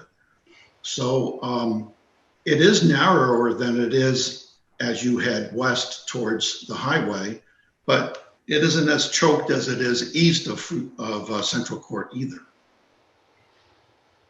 Well, I would just be curious about how wide the widening is. I think it's a very important issue. It's really just a few feet and basically on our side of the street. We're pulling back the frontage along the front of our property, pulling back the curbing. Yeah, but your frontage is a fairly short area in terms of that whole area. What's the width of the lot? 150 feet. 150? That's pretty narrow for widening the road and making it really useful that way. I'm all set, Peter. Thank you. Thanks, George. Woody, do you have any questions or any comments to Tony from what he's presented? Well, my concerns are safety. My concerns are the traffic, people exiting the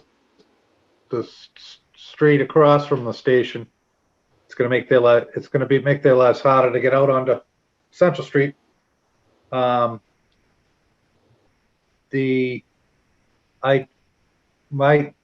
feeling is if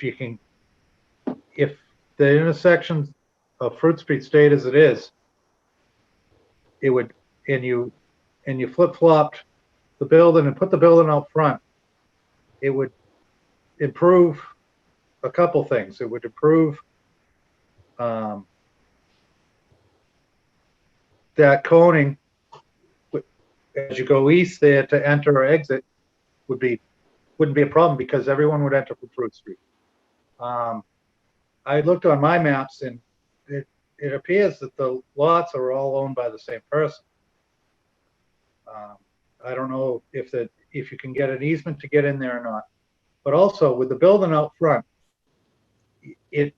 the impact of lighting, noise, car doors opening and closing, all that to the neighbors across the street and abutters on that side of the street. It would tone down the noise if all the activities happened out back and the building was out front. That's just my feeling. I think it would be better on the neighborhood to have the building out front and have all the business on the back side of the building towards the plaza and with the lights and the noise. So they're more comments than questions. Thank you, Woody. Leslie, do you have anything for Tony? Yeah, I have a couple of things. By increasing the width of the road, it increases the width when people have to cross the road as well. And that happens to be like a bus stop area. My second comment is, as long as I've lived in this area, I have seen little to no large trucks pulling into the AL Prime that is on the western side of 95. I'm sure that they know that if you go 2 exits up, you have your choice of gas stations and eateries to choose from. And I just don't see the safety. I don't see the safety on this particular street for that kind of traffic. That I'm very concerned with the people crossing the street, walking the street, driving the street. I don't see it. Can I comment? Sure. Okay, so the first question about crossing the street, the width of the road would not be changed at the existing crosswalk. And there will be a sidewalk from that crosswalk to the driveway that we have. So there would not be any additional width across Central Street at the point that there is a crosswalk for people to use.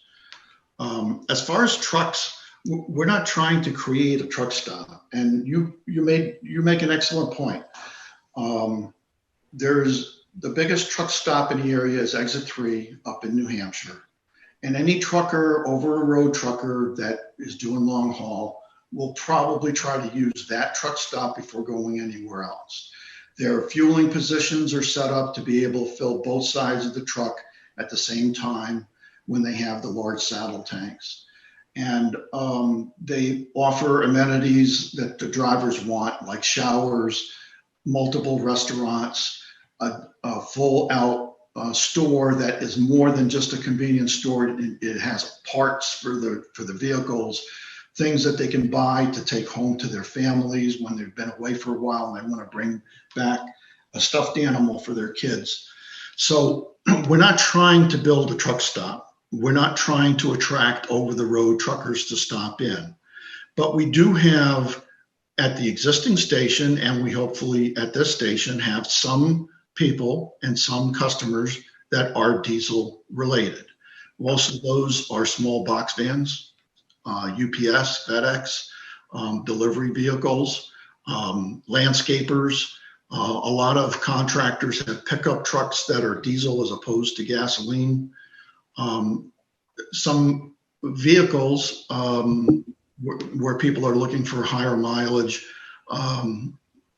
Mercedes or Volkswagen have diesel engines, and we'd like to offer the product to those people also. So we do have that, and we'd like to offer it, so we're not turning anyone away. But we did not set this location up to be a truck stop. We have locations where we have separate islands that are specifically set up for diesel and are specifically intended to try to attract the truck driver. That this station, we're not doing that at. Thank you. Hey, Tony, I just want to get because I've had a fiddle with traffic studies in the past through my previous life, and I always find the numbers are interesting because they're numbers, and like numbers can go any which way. So the 2,700 number that we're dealing with, is that in an 8-hour day? It's 24 hours. 24 hours. Within 24 hours. Yes. So the maximum that we're looking at is 2,700 vehicles. 80%, 90% of those will be coming off the highway within a 24-hour for a 24-hour. Let me clarify, because there's some confusion on when you say vehicles and trips are two different things. Sure. And the number of vehicles is half the number of trips. Trips. So that's what we would be anticipating. That number of trips, yes, that's correct. On a 24-hour basis, that's basically, a trip in and a trip out for every minute, roughly 24 hours a day. That's the actual net impact. If you look at averages over the period, obviously peak hours worse than others, but that's it in a nutshell. So say that again, Gary. A trip. I said 2 trips per minute, a trip in and a trip out. Okay.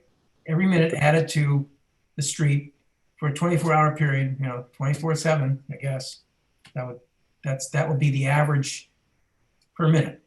The peak hours, it's averaging around 5 to 6 vehicles per minute, 5 to 6 trips per minute. That's 3 in, 3 out, whatever. In the afternoon, I think it's about 5, or 3 in, 2 out, whatever. It's something like that. That's the difference. And then peaking up a little bit occasionally.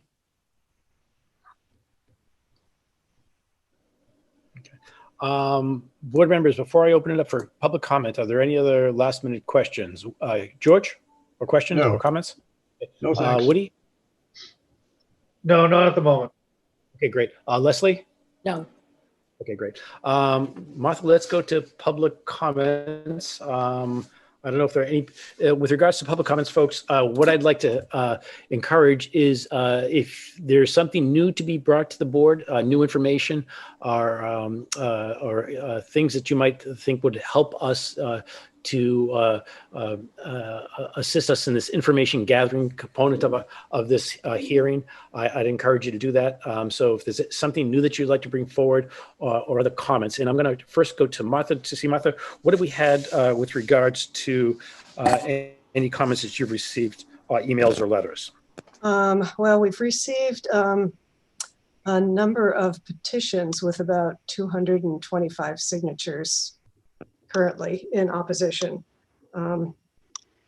And I've received a number of emails since the last one. If you want, I can pull up the list and just read the names of people from whom we've heard.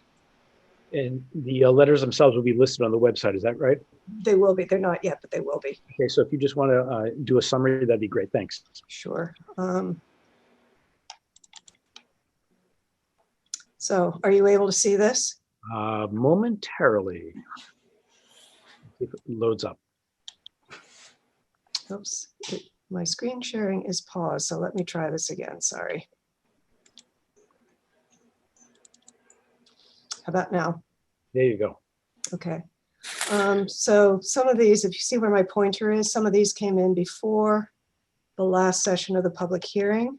So I'm going to just scroll down since, and a few came in on the 7th, right before or after. So I'm going to start about here with Christopher Murphy. 9 Parker River Drive. Ricardo Valadares, 62 Central Court. Jacob Murray, 15 Parker River Drive. Nick Colby, 30 Central Street. Molly Mitchell, 14 Main Street. Peg and Mike Reardon, 1 Grove Street. Christopher Murphy, again, 9 Parker River Drive. Susan and William Fogarty, 113 Central Street. Sean, sorry if I butcher the name, Nelizan, 16 Nob Hill. Adam Gingras, 31 Fatherland Drive. Nicholas Leahy, 10 Grove Street. Kathleen Sperling, we've had a couple from her, 10 Parker River Drive. Patricia Grimes, 18 Orchard Street. Jacob Murray again, 15 Parker River Drive. Kathleen Downey, 54 Main Street. Jenny Palladino, 45 Main Street. And Jack and Karen Barry, 12 Parker River Drive. They are in opposition, and we've had 6 in favor. I think most of these came in before the last public hearing, but since I think all of them actually did before the last session. Okay. And 225 signatures on petitions, 202 residents, 23 non-residents. Petition is in opposition, I take it, right? In opposition, yes. Okay, wonderful. Thank you for that information. Great for the screen sharing too. Okay, so at this time, we're going to invite individuals from the public to make comment. Again, I'm going to ask that if you would like to provide any new information to the board, different perspective in our information gathering component, that would be very much helpful. And Martha, I'm going to let you kind of direct traffic here. All right, so the first one with the raised hand is Elizabeth Woodworth. So Elizabeth. I'm here. Can you hear me? Yes. It's actually Avery. All right, Avery Woodworth, 19 Downfall. I have 2 things to say. One is we haven't heard anything about the demands for potable water that place is going to need, and Byfield already has. We have a limited water supply. It's always a problem in the summer, and I believe that most new development requires wells, if I'm not mistaken. That has not been addressed, and I think that's a rather large problem. The other thing is, very simply, I'm going to read a couple of points here, and it's the criteria for a special permit. I'm not sure why we're really even still discussing this. 1, is this for the best interest of the town? 2, is not injurious or obnoxious to the neighboring properties? Will it satisfy a community need or convenience not otherwise being served? Will it not affect abutting nearby properties by increasing traffic and on-street parking? Obviously, the parking's not an issue, but I would argue that all 4 of those conditions are a problem, and it doesn't positively meet any of them. So I'm really not sure why this is still being even entertained, considering the impact it'll have on the neighborhood with the traffic count alone. Forget the lighting, forget the accidents, forget the additional people coming off the highway that are just coming here for a Dunkin' Donuts. That's all I have to say. Thank you. Thanks very much for your comments and your participation. The board appreciates. Thanks. All right, next is Eric Maramaldi. Hey everyone, my name is Eric Maramaldi. I live at 28 Central Street, which is directly across from this. Everybody's made some good points. I had a laundry list of stuff, but most of it was covered by everybody else. My major issue, and I know we had touched on it last time, is, you know, when you have a 24-hour gas station, the type of element that you get, and the potential crime risk or damage risk. I mean, last year, I believe it was last year, there was, I don't know if I'm sure everybody remembers in the neighborhood when a guy escaped from Merrimack, New Hampshire and had a shootout with police at the AL Prime across the bridge and they killed him. So, I mean, he got off the highway to go to that gas station to hide because it was the only thing around. And that's the type of stuff that I feel you're going to have more with at this location. So, you know, I had many other concerns that have already been addressed by the other council members and Avery Woodworth and things like that. But the one I wanted to point out is the crime concern and the type of element you're bringing to the town if this happens. That's pretty much it. Great. Thank you very much, Eric. We appreciate your participation. Sure. Thank you. All right, next is Melissa Gaspar. Hi, I'm Melissa Gasper, 3 Johnson Lane. And I would just like to say for the record that this is going to never negatively impact my neighborhood, whether the traffic went in the back of the property or whether it comes in the front of the property. I live off the off-ramp on the southbound side of 95. And I feel like Tony said in his own words, that this property isn't big enough for a big store. I agree, and I don't think it's big enough for what he wants to do. I just think this is a terrible fit for the neighborhood, and why would we even try to make it work when it isn't going to bring or add any value to our neighborhood? And it's going to be very detrimental to the quality of life that we have. And I also want to just reiterate that, it's true that other larger gas stations do have more lanes to accommodate the traffic. And the Byfield exit is a 2-lane exit. Already, as everyone has already said, when I come home from work or go to work, I sit and wait for car after car after car to go by. And whether it's trucks or cars, this is going to have a very serious negative impact without adding any value. At another point, someone had said, they're not opposed to any business going in there, but this is just not a good fit for this particular piece of property. And I just hope the planning board will, not make it easy for this to happen. Why should we accommodate something that isn't really a positive addition to the neighborhood? Thank you. Thank you very much, Melissa. We appreciate your participating tonight. Thanks. Kathy Sperling is next. Hi, good evening, everyone. Of course, you all know me by now. I've been on the last 2 planning board Zoom meetings, and I appreciate everyone's comments.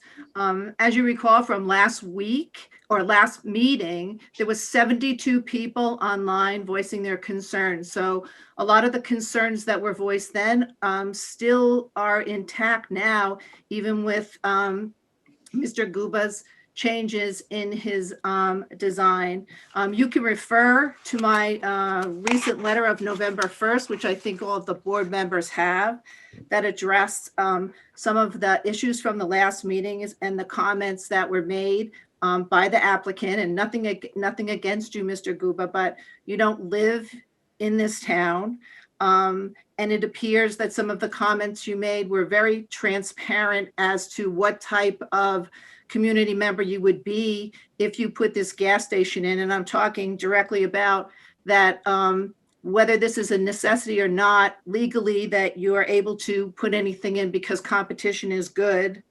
I was also concerned that the September meeting, you brought up that you were just going to apply for a 24-hour permit, but you really weren't going to use it. But then in the October meeting, when people were talking about the 24-hour permit, you kind of never even addressed that at all, as you did in the previous meeting. As Eric Marimaldi said, the shootout at the other gas station occurred on February 20th, and I put a link in my letter to the board members to review that.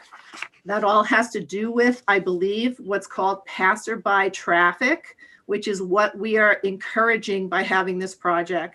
Passerby traffic is traffic that will come off of 95 into our community, make a quick stop, and leave. They have no interest in our community. They have no interest in the neighborhood surrounding it, and therefore will not treat the community as which we live in and want to keep safe.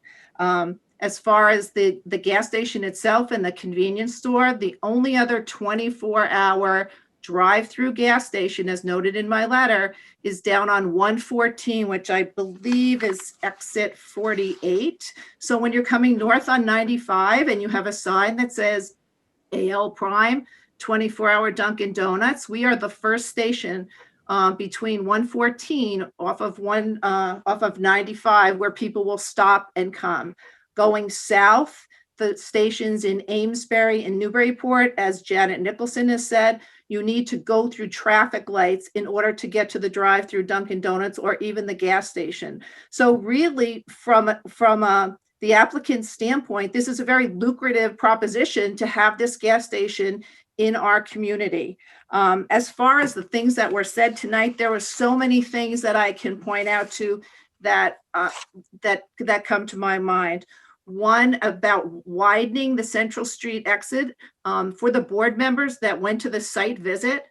So if he decides to bring back the sidewalk on his side and you look, I don't know, direct east-west, if you look towards the fire station, you still will have a sight problem on that side of the street because of all those pine trees on the next lot, as well as the hill going up to the fire station.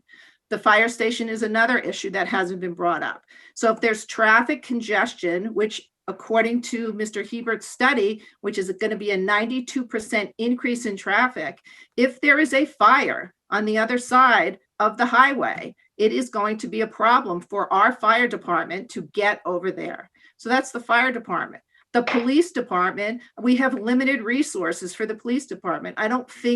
I think someone told me, and I don't know this for a fact, that there's one police officer for this side of town and one police officer for the other. So that's a problem as to coming to any emergency.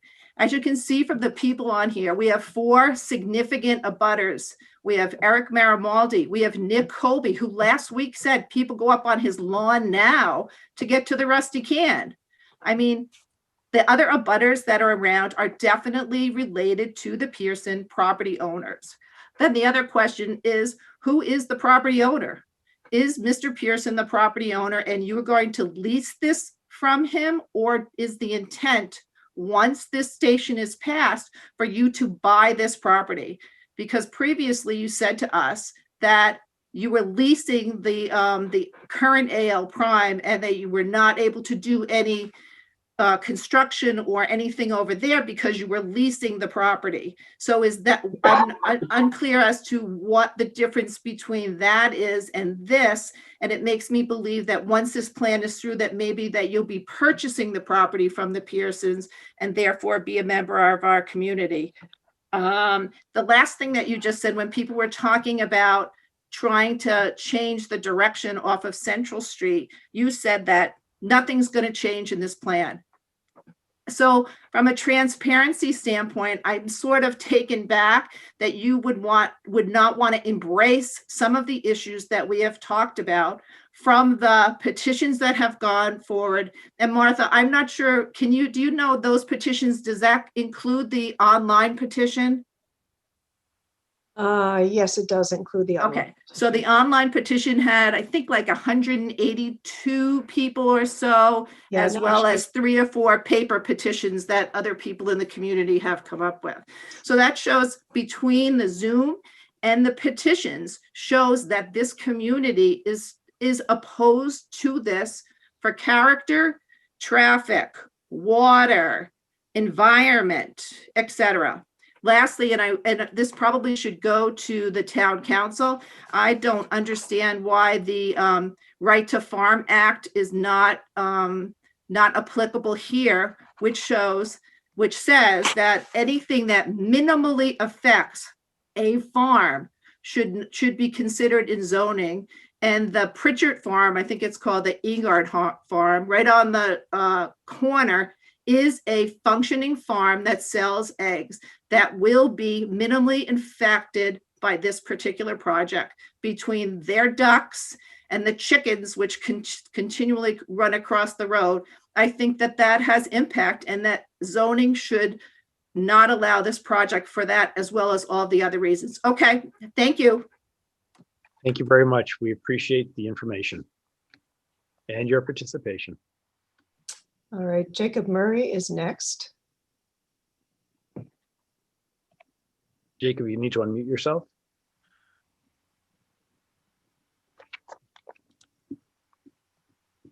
You're still muted, Jacob. There we go. Thank you. Sorry about that.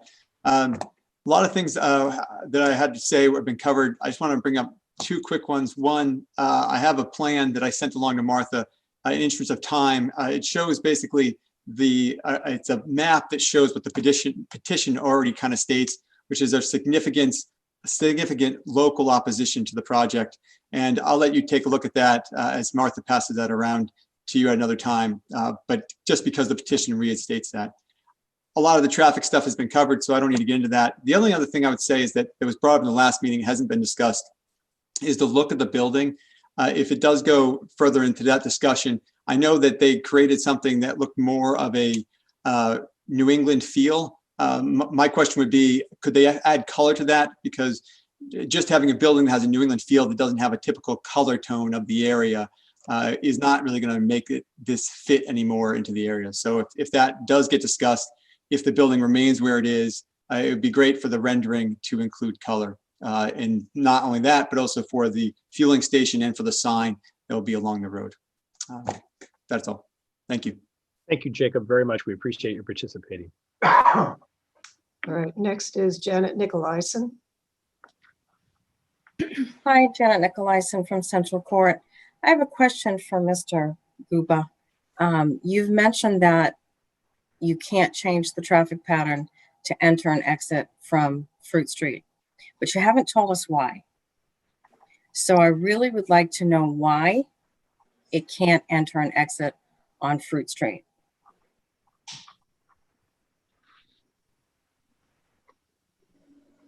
Okay. Janet, that's in the form of a question. So is there anything else that you would like to say at this time? No, I just want the answer to that. Okay, great. Appreciate the question. I don't see any hands, and I think, Tony, you want to probably make some closing comments? Yeah, I think I can answer some of the questions. I believe I tried to answer that question previously as to why we can't access from Fruit Street. Basically, we are 3 properties away from Fruit Street. And so we would have to traverse 3 other properties in order to get to this property from Fruit Street. Some of the other items, potable water, this location will use a very small amount of water. It's basically just bathroom use, 2 bathrooms, and the coffee. There isn't a lot of, most of our locations use very little water. Many of our locations use less water than a typical household. There's no one taking showers, no one running a dishwasher. This location will have some more of that because of the donut operation.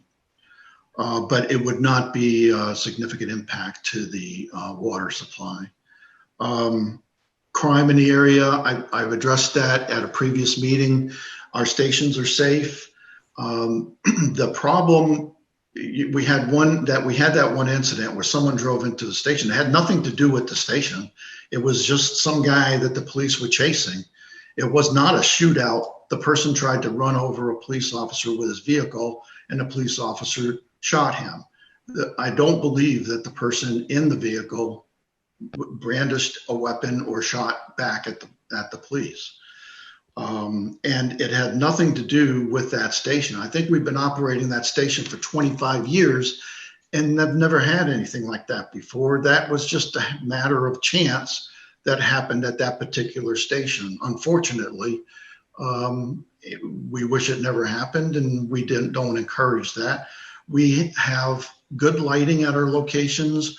We have mature employees. We discourage kids from hanging out. We don't encourage anyone to loiter at the location.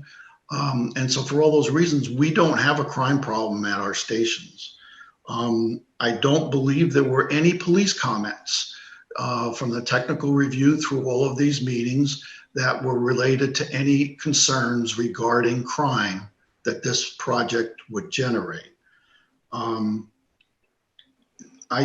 Someone said that I said the site was not big enough for the store. I can't believe, I'm sorry if someone misinterpreted what I've said. I've never said anything to that effect.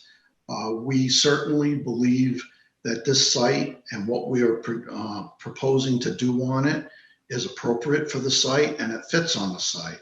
I may have said if we try turning it around, because of the logistics and the setbacks between setback, infiltration, setbacks around the building into the property lines, we would be forced to congest those systems. As far as addressing 24 hours, I've said, yes, we're applying for 24 hours. Obviously, the board has the right to condition that. We don't normally use 24 hours, and at the majority of our locations, we are not 24 hours, although we do try to apply for 24 hours everywhere. If the board wants to limit that, that's one of the reasons that we try to go 24 hours is because a well-lit station that has an attendant discourages people from hanging out and from crime in the area, as opposed to a location that's vacant. As far as competition is good, but that's not what I said. I said that the fact that there's another station on the other side of the highway, I don't believe is a reason that would be justifiable in denying this special permit. The fact that there's another station there, I mean, we can't have it both ways. If we're saying that we don't need another station, but this station's going to generate too much traffic, those two arguments are contrary to each other. As far as a site problem on the road, I think that the fact that we changed the easterly driveway to an entrance only changes the sight line of people leaving that and reduces the conflict to Central Court. And I think that both traffic consultants, both ours and the town's traffic consultant, have agreed that the sight lines are adequate. In fact, the traffic study found in doing the speed analysis on the road that the 85 percentile speed on the road is 30 miles per hour, which is less than the 35 mile an hour posted limit. As far as who's the property owner, we do intend to purchase the property if we get approvals for this project or some version of this project. As far as nothing to change on the plan, we have made lots of changes to the plan and we'll continue to make changes to the plan. We want to work with the town, we want to work with the board, and we certainly want to work with the peer review as far as changing the plan in a way that reverses the flow. We looked at it. We really wanted to entertain that as a possibility, but we can't do it. As far as trying to enter from the back, I mean, trying to cross 3 properties with a driveway, bifurcating 2 of them for future use of those properties, that's just not possible. As far as the look of the building, we haven't received any comments. I believe maybe the board is hoping that we come up with a reverse layout or some other change before they address our proposal in that type of detail. I haven't heard any comments. I'm hoping that the new architecture on the building is more attractive. We can supply colors to that, but I don't want to spend a lot of time on colors if the whole building isn't what you want anyway. And I guess that's about it. Okay. Thank you very much, Tony. Appreciate. I see someone raising their hand, Martha, that I think we were going to have one more public comment maybe before we button this up for tonight. Yes, that's Carol. I'm afraid I don't. And you'll need to unmute yourself, please.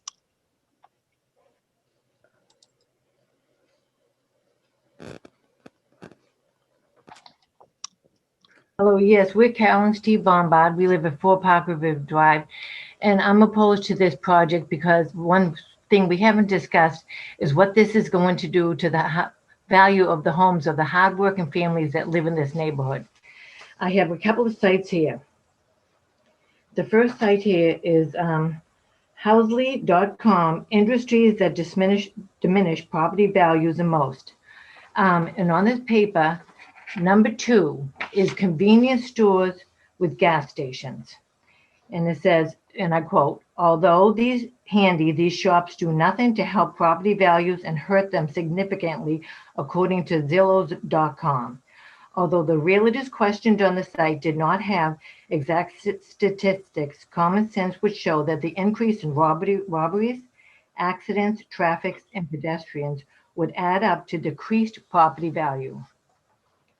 In addition, on scientificamerica.com, there was a question, is it safe to live near a gas station? This person wrote in, I am looking to possibly buying a house that is very close to a gas station. Is it safe to live so close to a gas station? What concerns should I have?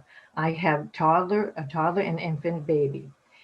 And in the article, and I'm quoting right from here, despite all the modern health and safety guidelines they must follow, gas stations can still impose significant hazards to neighbors, especially children. Some of the perils include ground level ozone caused in part by gasoline fumes and groundwater hazards from petroleum products leaking into the ground. So these are two articles that show that people looking to buy a home in this neighborhood are going to say, in addition to the traffic, the robbery, and the safety hazards, they're not going to buy in this neighborhood, and we are going to lose value. And we're a hardworking family that live here. And I hope that the board would take that into consideration. This is our neighborhood. Carol, thank you very much for your comments. The board appreciates that, and we're glad that you can participate tonight. Thank you very much. Thank you. Okay, I don't think we have any other comments, and I think we've probably run this a good course this evening.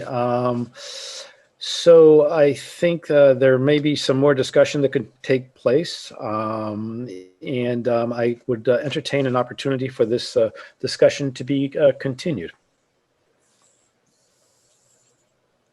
Motion to continue the AL Prime gas station and convenience store to a further date. Okay, perfect. Before we get to, we button that down to a date. Yeah, let's pull up our schedule, Leslie, and see what we got going on. Hold on for 30 seconds.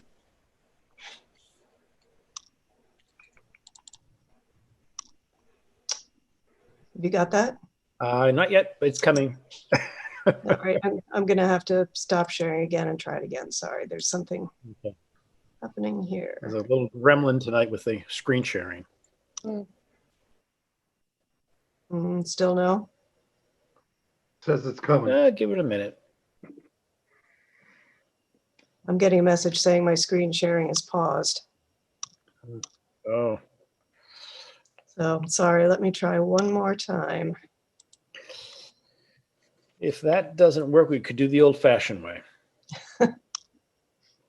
Look at our phones. No, Martha's going to tell us when it's going to happen. How about now?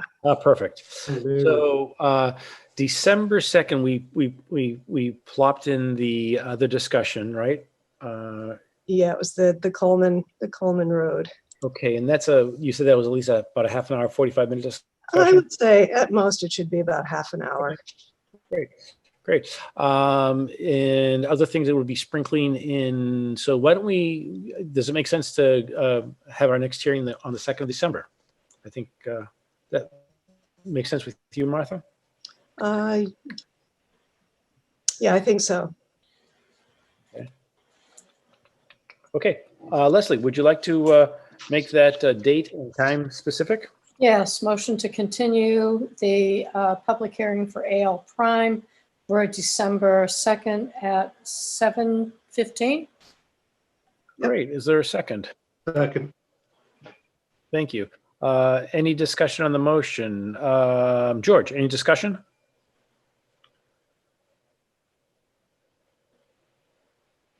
George? George has enough. Woody, any discussion? Woody's gone. No, Woody's here too. I can see Woody. Yeah, I'm here. Everything froze up for a second. I apologize. Any discussion? Any discussion on the motion? No, not at all. Great. Leslie, any discussion on the motion? No. Okay, George, any discussion on the motion, sir? Nope, I see him saying no. Okay, very good. On the motion, how say you, George? Yes, okay, I see him saying yes. Leslie, how say you? Yes. And Woody, how say you? Yes. Great, and the chair's in favor as well. Beautiful. Great.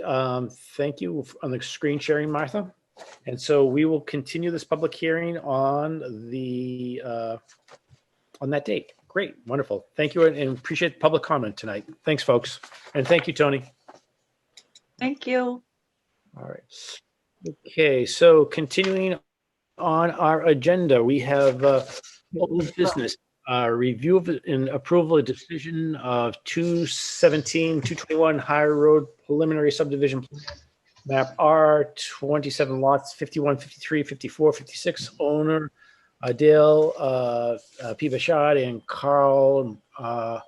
Brown, lots 51, 53, and Carl A. Brown and Margaret Brown, lots 54, 56. Applicant to authorize chair to sign. Okay, so Martha, could we pop that up? I'll try. Okay. Not having such luck tonight. That's okay. Hey, Kathy, it's Avery. I don't, why are they, Hold on. why are they talking? I just muted them. Thanks. Whoops. Okay. On our, there we go. Beautiful. And did everybody have an opportunity to take a look at this decision? I think we got it last week. Yes. Okay. Larry, do you have any questions or any comments on the decision? No, it looks fine to me. Beautiful. George? No? Okay. Woody? No. Leslie? I'm good. Okay. Martha, do you have any final comments on the decision or concerns? No, I don't. I just wanted to make sure that the conditions in particular, everybody felt comfortable that they reflected the discussion that we had. So in granting the approval of the preliminary plan, alternative 3, the board hereby grants preliminary the following waivers from the code of the town of Newbury. Number 1, reduction in width of right-of-way, 40 would be allowed, 53 is required, 34 was shown on the plan, and I think that was being modified. Reduction in pavement width at turnaround, 20 foot is allowed, assuming a one-way traffic pattern subject to the fire department approval.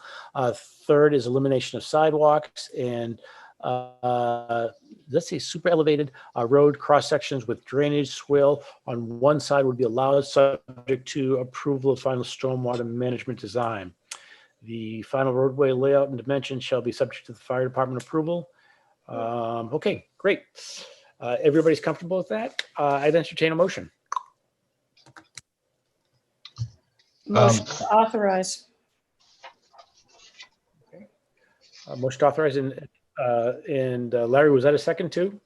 I was going to pose a question, actually. Do you want to include in the motion, Martha, authorization for the chair to sign?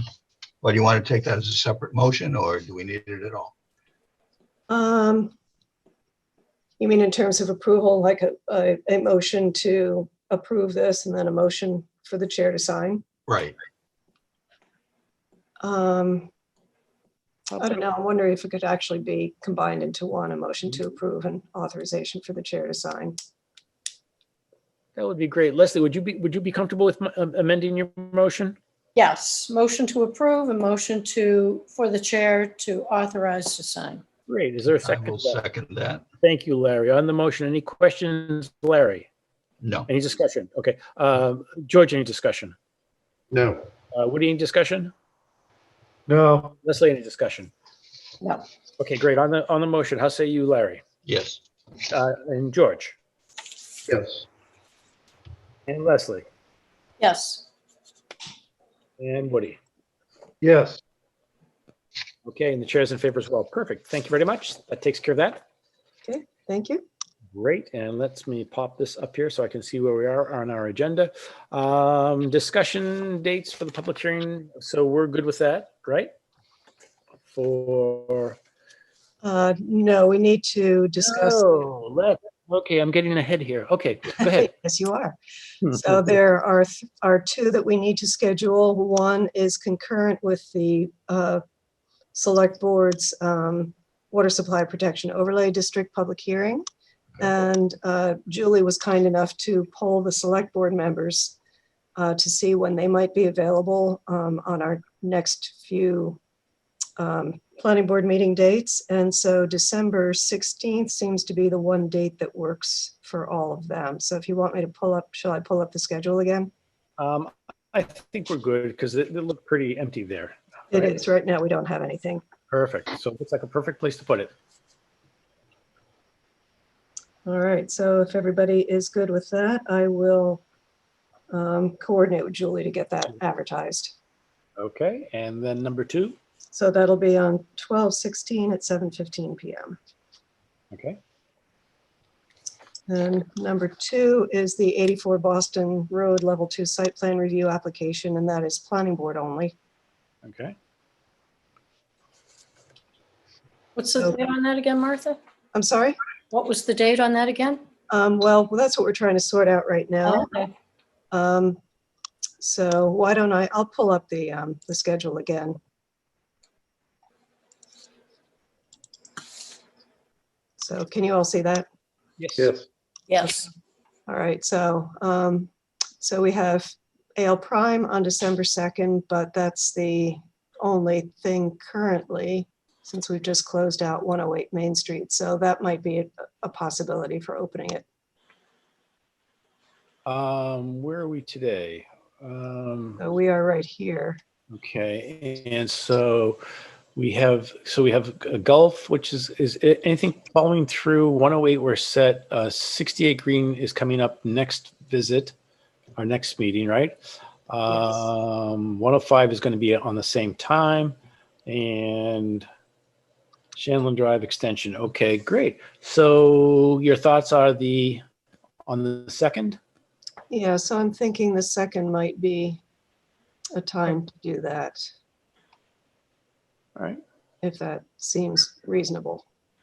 And as far as upcoming applications down in the bottom, is there anything on there that's going to be popping on us? And we don't know, just going through the list, the Boston Road Solar is going to be coming in, but that needs to be submitted and accepted first. Okay. So I would, even if that were to come in on the 18th, I wouldn't see that happening before the middle of December. 15 Coleman Road, we'll probably have more clarity on that after the pre-application meeting. That's going to be on December 2nd. 7 Larkin Road is way far away from any submission at the moment. So the only other one is the definitive subdivision plan for 217, 221 High Road. And I don't have any timing from the applicant on when that will come in. Okay, great. Then let's go with the 2nd. That makes perfect sense. All right, I will inform the applicant of that and work with them on getting that advertised. Beautiful. Thank you.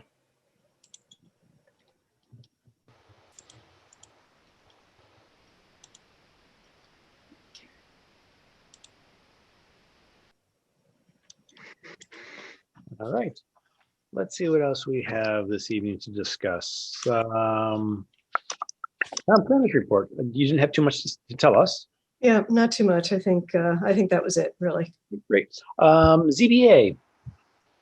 I don't have a lot. Their next regular meeting is the 19th of this month. I have not seen the agenda yet. And the Cricket Lane 40B hearing has been continued until December 3rd. And I believe it's the intention to focus on architectural issues and also additional environmental issues. Okay, great. Conservation, we're going to be having a site walk to take a look at the emergency access options on Plum Island. More to follow. That's one. Good. MBPC. Nothing right now. Cool. All right. I would love to entertain a motion to adjourn for the evening. Well, let me entertain you. you very Motion much. to adjourn. Thank you, Leslie. Is there a second to that? Second, Oh, thank you, Woody. Any discussion of the motion? I don't see any heads bobbing up and down. Great. How say you, Larry? I say yes. Excellent. How say you, Woody? yes, and good evening, everyone. Good. Thank you very much. And how say you, Leslie? Yes. Great. Listen, everyone, thanks very much. And we appreciate you participating in the planning board tonight. Thank you. Good night, everyone. Thank you. Good night. Thank you, Martha. Thank you. Good night. Thanks, Emily.